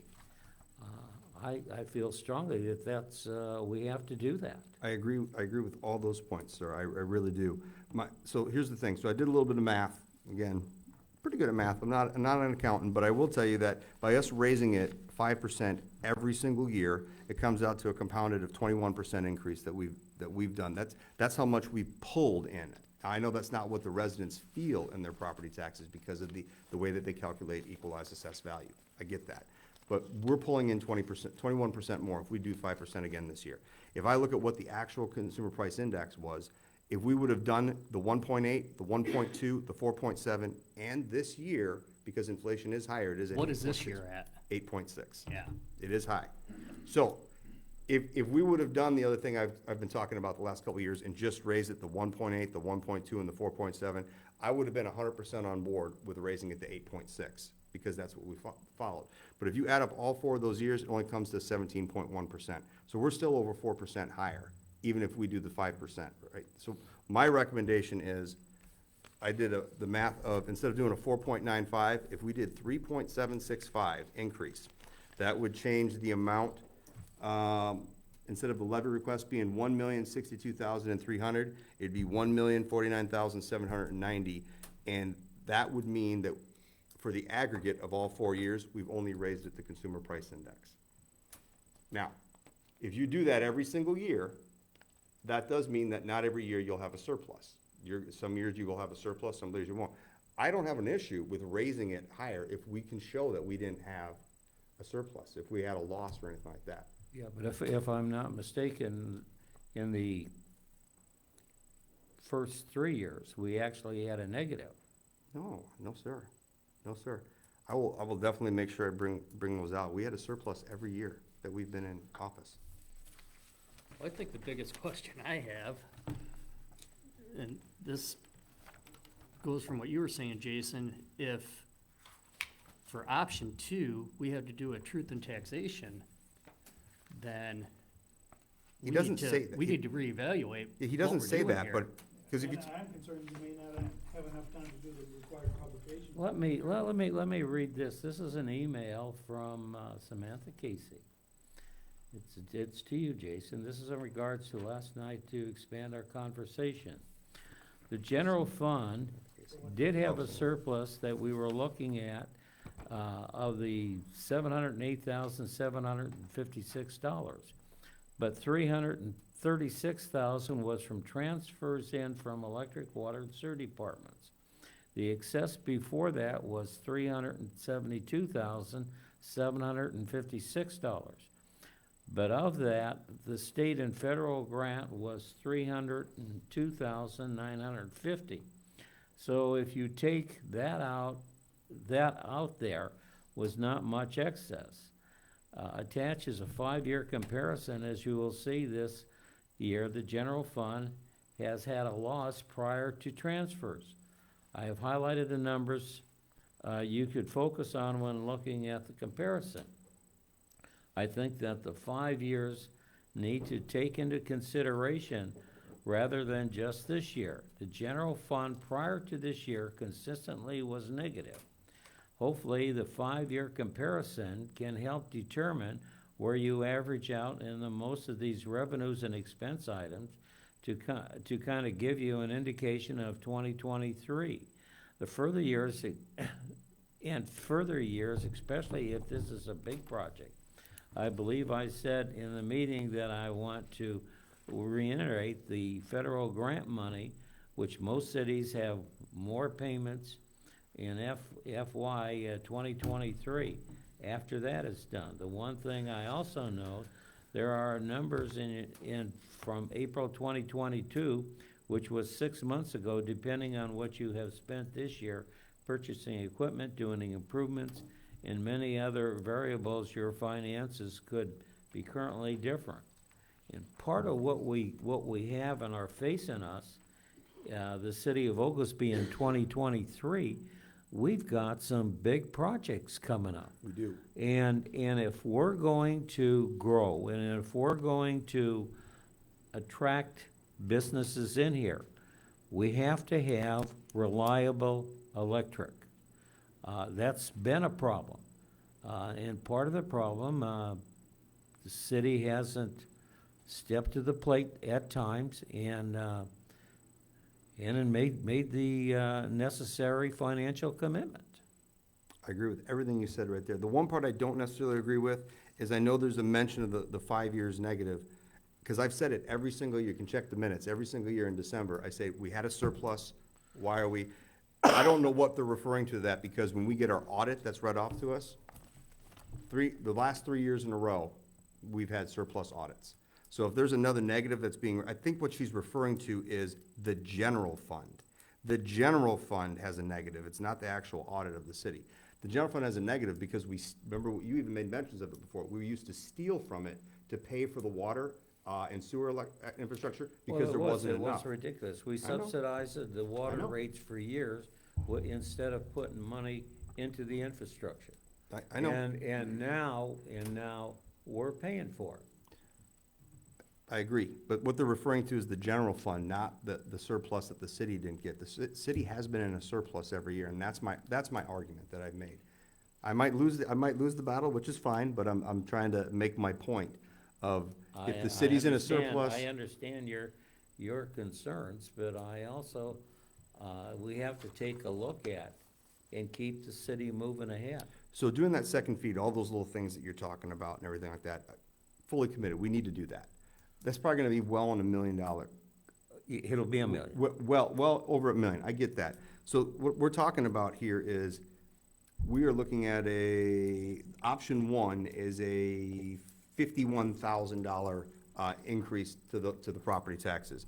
I'm proposing one that is only, what is that, $39,000. So that $11,000 is not gonna make a big hill of beans difference in helping us with that infrastructure large ticket price. What it is helping us is, every time that you raise the property tax of how much the city brings in, it never goes back down. So every time you raise it more than it needs to be, it's a permanent increase that's it might only be $5, $10 more that a homeowner has to pay. But that's $5 or $10 more every single year. We're that not we do it. asking homeowners to pay anymore. That's what I'm talking about. This is where I have an argument with the estimated EAV, because the city is bringing it in more. They might not have to pay it more. That only works until you have a year where the EAV did not increase. Whenever there's a year that the EAV does not increase, taxpayers will, I don't know another way to say it, they're gonna be paying a hefty chunk. That's when, if you were to look back historically about property taxes, you will see that there are years that people's property taxes took a significant jump up. They'll go a lot more than 5% if the EAV goes down. And that's not mentioned in the notes that he says, though. Well, I guess we're banking that it doesn't go down.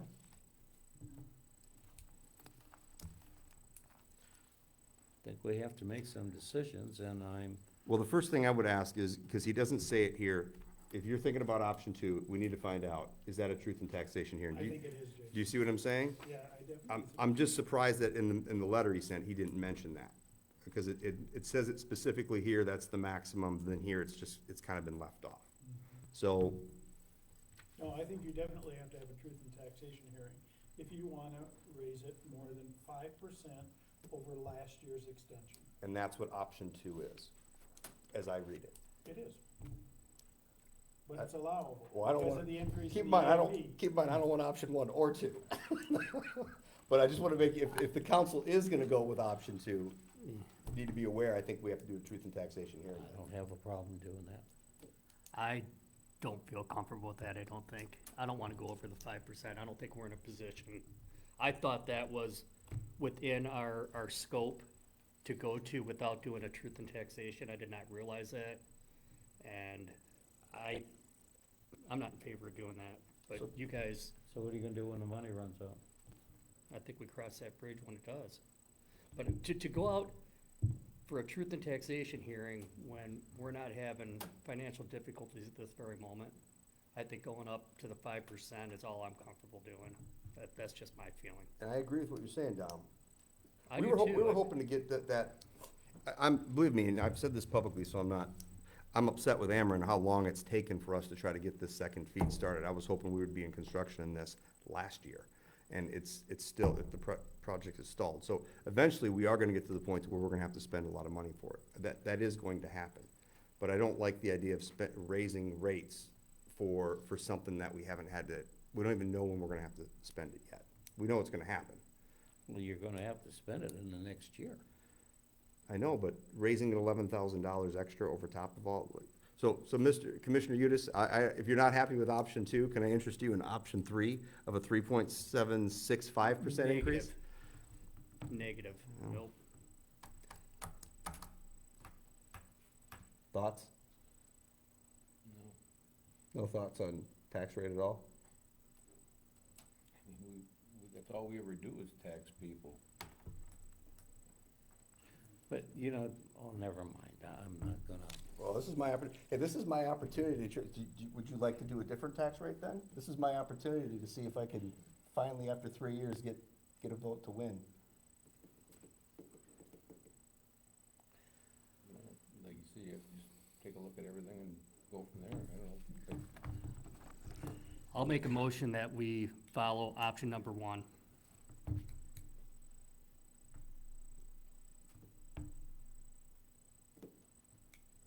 I'll second Cullinan, it. Aye. Curran, No? Udis, Aye. Rivara.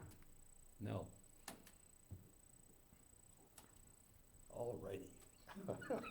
Now where do we go? You really need Commissioner Augerbright here to see. Oh, get my your way. gosh.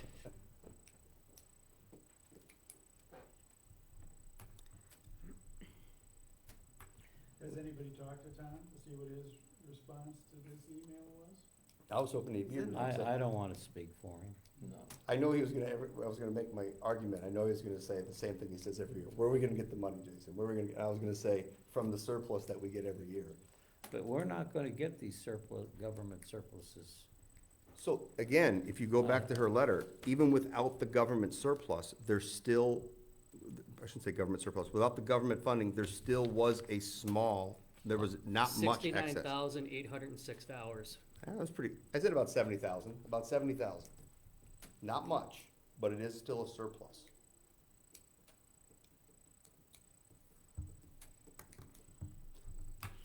So, Mr. Attorney, what happens if you get a council that's deadlocked and you have to do taxes at some point? What happens? We'll You have won't to be able close. do 'em, and you won't have a tax levy, and you won't get any money next year. Well, I just, keep in mind, I wanted to get 3.765%. Looks like we're on board right now to get 0. Well, that isn't, Are you that isn't strong a smart arming me? move at all. Terry, I've been here 3 years trying to make this argument, and it just falls on deaf ears. I thought I had Kerry last year, but nope. You'll lose $1 million. If that doesn't wake you up, I don't know what will. You can't afford to run the city with a loss of $1 million from revenue. Oh, we don't even get So any, you have to make you don't even get any taxes. You get, not just the increase, you get no taxes if we don't pass it? That's right. 0. Aren't you gonna meet on December 10th for the parade stuff? Could you pull a special meeting together when you're all kind of congregated for that?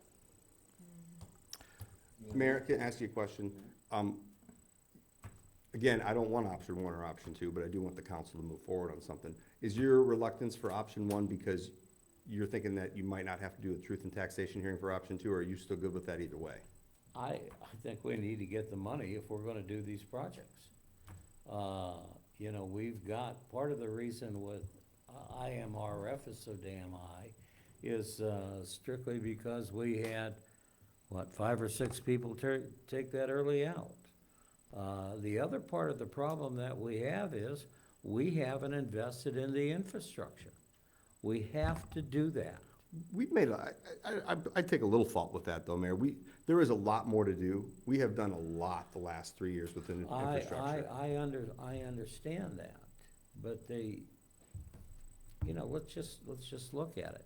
The west of I-39 is all 12. The east is a 4160 system. We have to start moving to upgrade that 4160 system. It's gonna continually grow. The other problem is, unless we get those substations and that second feed up and be able to tie these substations together, we're not gonna grow. I agree. And that's been the problem growing out to the west is we don't have the reliability. The second feed will solve a lot of that problem. I agree with everything you're saying there, absolutely. We've done a lot of little things in the meantime. We've done Our power cost adjustment fluctuation has dropped significantly in the city because of the reliability things that we have made changes And our with. rates are more than competitive. Yep. And that's due to a number of things, what the city has done. And we're gonna keep doing that. I'm not comfortable raising the property taxes on the residents by another 10,000 over top of what we don't need, just. But if I'm looking at this right, their property taxes from the city is not gonna go up, Under either option. So, under either options. this, again, I say it again, I hate talking about EAV too much because it's such a complicated concept. I don't like using that justification. You're basically saying because of what the estimated EAV is going to be, even though the city is going to bring more money in, the result to the resident is not. But in reality is, if we would go with the lower levy raise, they would actually see a decrease in their property taxes. And that kind of stuff needs to happen for many years, so the state of Illinois is not number 2 on this damn list of property tax rates. And of course, you have to remember, Jason, that the city is a small portion of that Oh, total tax bill. And it's the city's portion that would go down under your. I get it, I get it. But all of those other entities I- are probably raising them, I- so the and I- overall effect is probably gonna be, it's still good. If I could argue to the right people, I really wish the state would put, you remember up at the conference where they were talking about the LDP, what's the funds that they used to give the small municipalities for funding to subsidize? I forget what it was I called. wasn't there, sorry. I thought you were right there at the, okay. So, what the state really needs to do is they need to put a limit on what people can just keep constantly raising property taxes. Well, they do have a limit. It's the 5%. Yeah. But that 5% is arbitrary number. It should be based on how much you actually bring in, should be how much you actually bring on. Every taxing body is required to do an audit every year. To me, if you have a positive surplus audit, you should not have the right to ask for more money.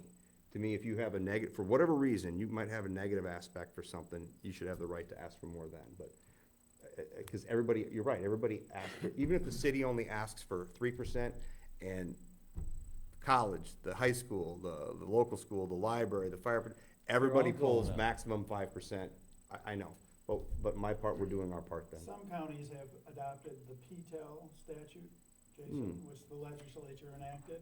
LaSalle County did not. That would only allow entities within that county to increase their levy from the prior year by either the cost of living increase or 5%, whichever is less. That sounds like a fantastic So, plan. But not more than 5%. So, for instance, this year inflation's at 8%. Yep, 8.6. Without a truth and taxation hearing, you could still only increase it at 5%. But in those leaner years in the past, when the cost of living adjustment was 1.8, 1.2. 3%, that would have been the maximum you could have raised your taxes in those years. Yeah, but today, Lee County is one of those. today counties. we've got an 8% inflation rate. We do. So I guess the question is, what do we do now? We are missing a council member, so unless we're gonna do a special meeting to talk about it, I don't know where our direction is. I would've felt better with a full meeting. I think we're at an impasse, so I think we need them. You wanna schedule a special meeting for next Monday, We'll rehash it all out again. just for that? You could do that. We're gonna have to do something. Obviously, we can't have Need a no motion tax. for that, or how do we go about Or Yes. if you guys come to some agreement by talking to Tommy or something about this, and you can advise me of that, we can just have the levy ordinance, or we can do an abatement ordinance too, for the next meeting on the 19th. But, I'm fine with a special meeting next week if you want to discuss it publicly again. How much time do you have to announce for the truth and taxation, if that's the route they're gonna I'm go? thinking it's at least 7 days, Jason, so, you're running out of time real fast here. Let's schedule a special meeting for next Monday. And, And at that point, I think option 2 is gonna be off the table, Don, just to let you know. because, you won't have enough time to have a truth and taxation hearing and get the levy ordinance adopted and get it into the clerk again. Well, then if we won't have, I'm not certain Tommy's in town next Monday. Is he out of town the whole week? Thought he's Yes. almost 2 weeks. He's probably in the air right now, so I can't text him. He was in this morning, it didn't sound like he would be in for the next, probably almost 10 days. Ah. I can find out for sure. There's no sense to scheduling a special meeting if he's not If going to he's be not here.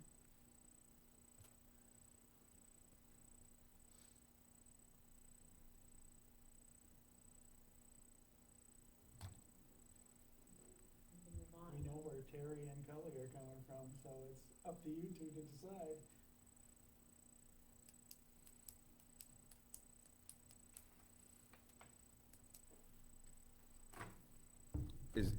Are you saying 3.7, so 3.762 is too low? That's just simply too low? Where's my sheet at?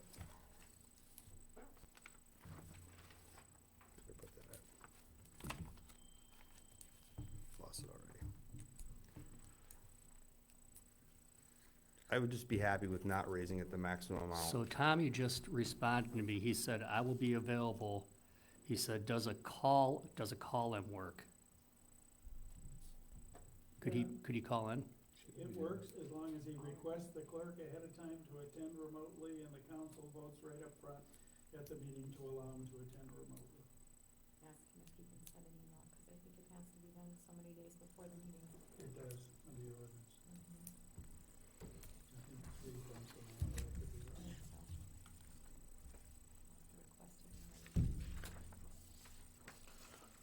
so if he makes a request 3 days before Next Monday, next Monday, you'd have to do that tomorrow or Wednesday at the latest. To remote call in to a meeting, special meeting next Monday. But again, at that point, it may be too late to do the truth and taxation hearing for the following Monday. So you may be down to option one, which is. And Jason's motion, option. Or Jason's, or something less. well, I think we're in a box, the only thing we can do is, well, yours is less than option one, though. Correct. By Is due- $11,000. Is do option one. There was a motion to. There do was a that, right? motion. There was a motion. You were the holdup, And you were the one that said no. I So know, a well, special we can do it meeting- again. You wanna do another motion? Can you do that? Can I do that? Can you do that? You can. You can just keep voting on something until the final. I'll You make a can just keep voting motion, until somebody votes yes? I'll make a motion to Okay. go with option one. Kelly, you're back on board? I'll second it. Cullinan, Aye. Curran, For the second time, no. Udis. Aye. Rivara. Aye. Okay. Option one is what is approved then? Right, and I'll contact Joel tomorrow, and I'll tell Tommy to disregard. Okay. and we'll have the, levy and abatement ordinance ready for the meeting on the 19th. Okay.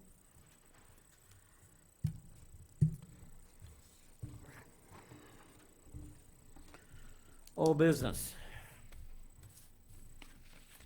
Anybody? I got some things. We've got a situation where the police pension and the IBW pensions are different. I'd like to, excuse me, take and have the council give consideration to make the police pension the same as the IBEW, where they can, You mean insurance? That, yeah, it need to right, be more, pension insurance. That's where the difference is. The IBEW people can come and go off pension. It saves the city money. The police, from Evan Dutlinger up, are the ones that have retiree pension, but they can't come and go.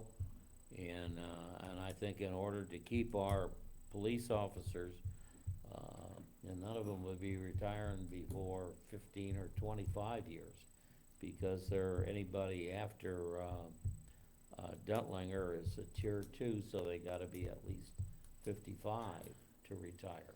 I think Evan's even tier 2, to be honest with you. But, That was 2017, right? Something yeah, like that. I don't, Yeah. but it's something we need to take a look at.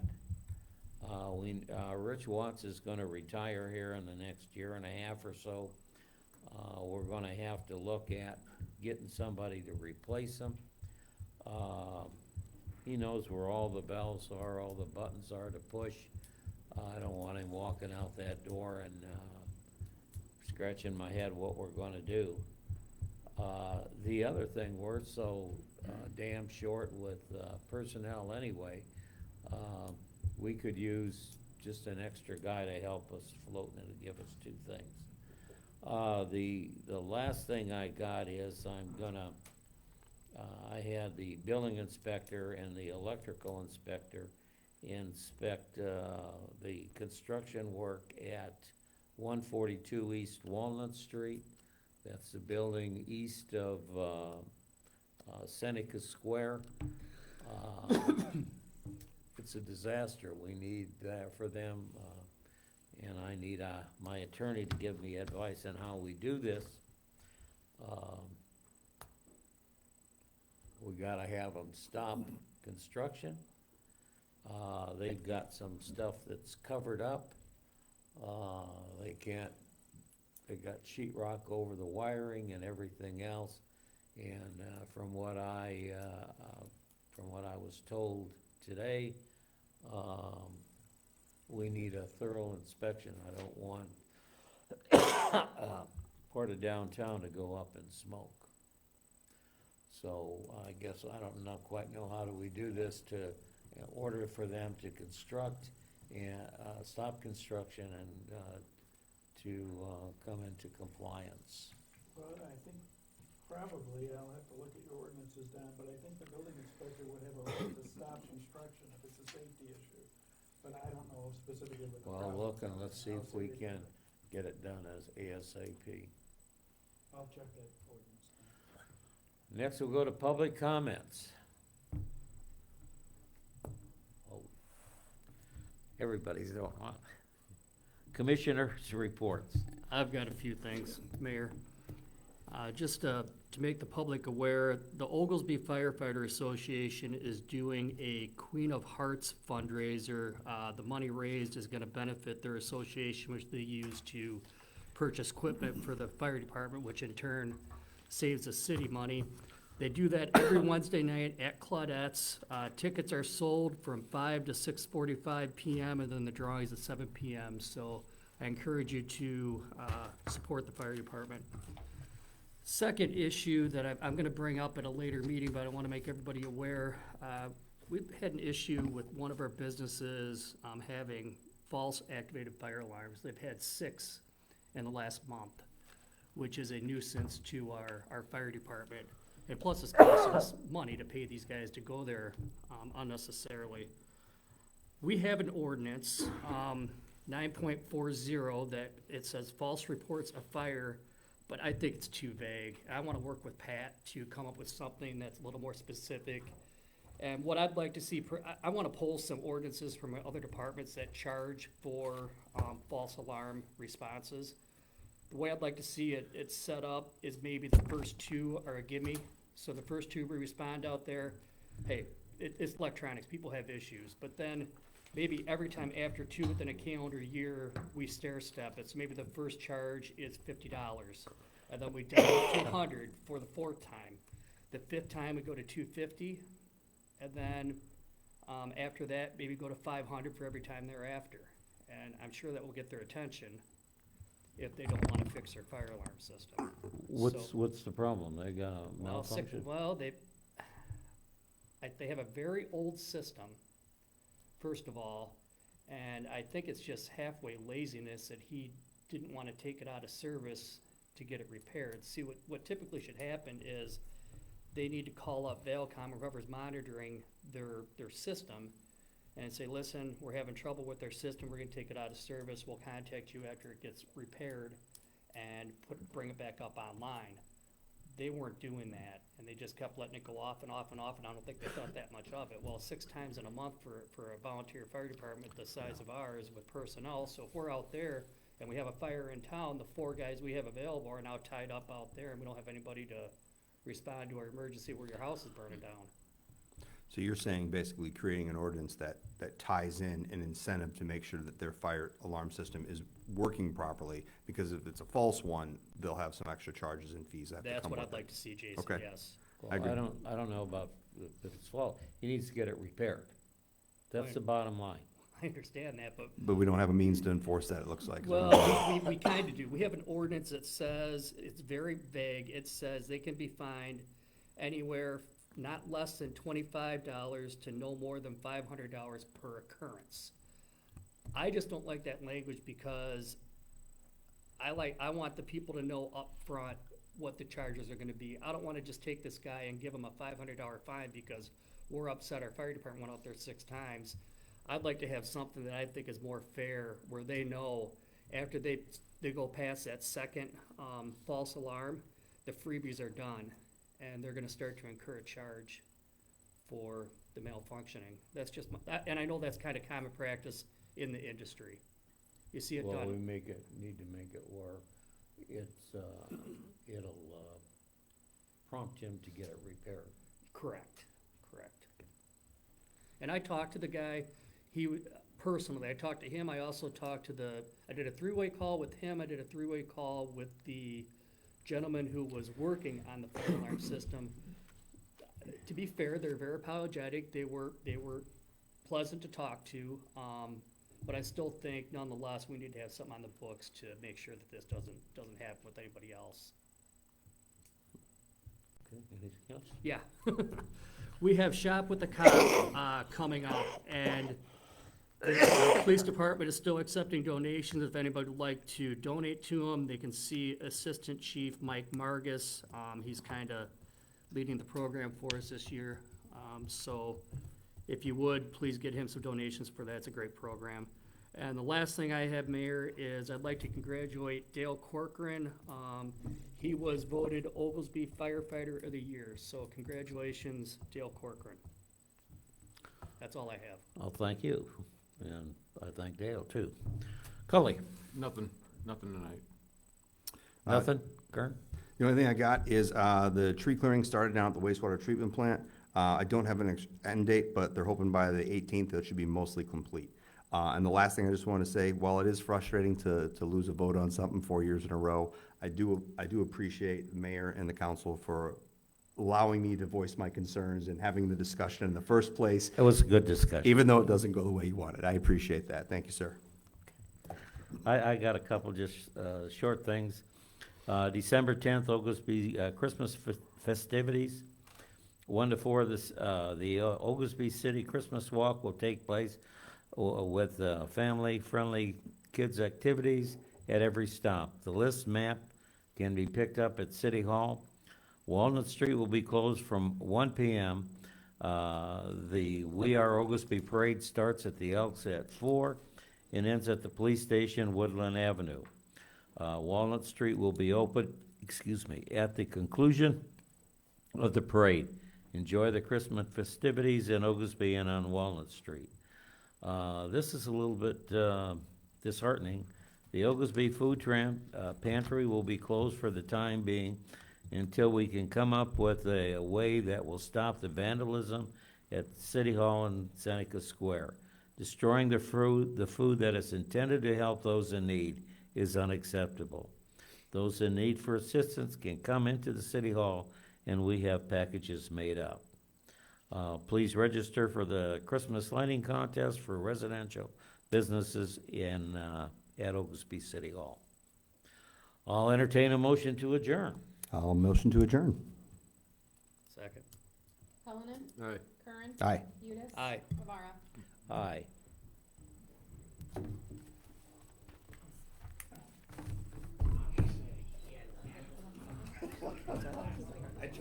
I tried best I could. That what? You got it done. Thanks for trying and failing. I didn't wanna have to wait another week. Wow. Hey, James.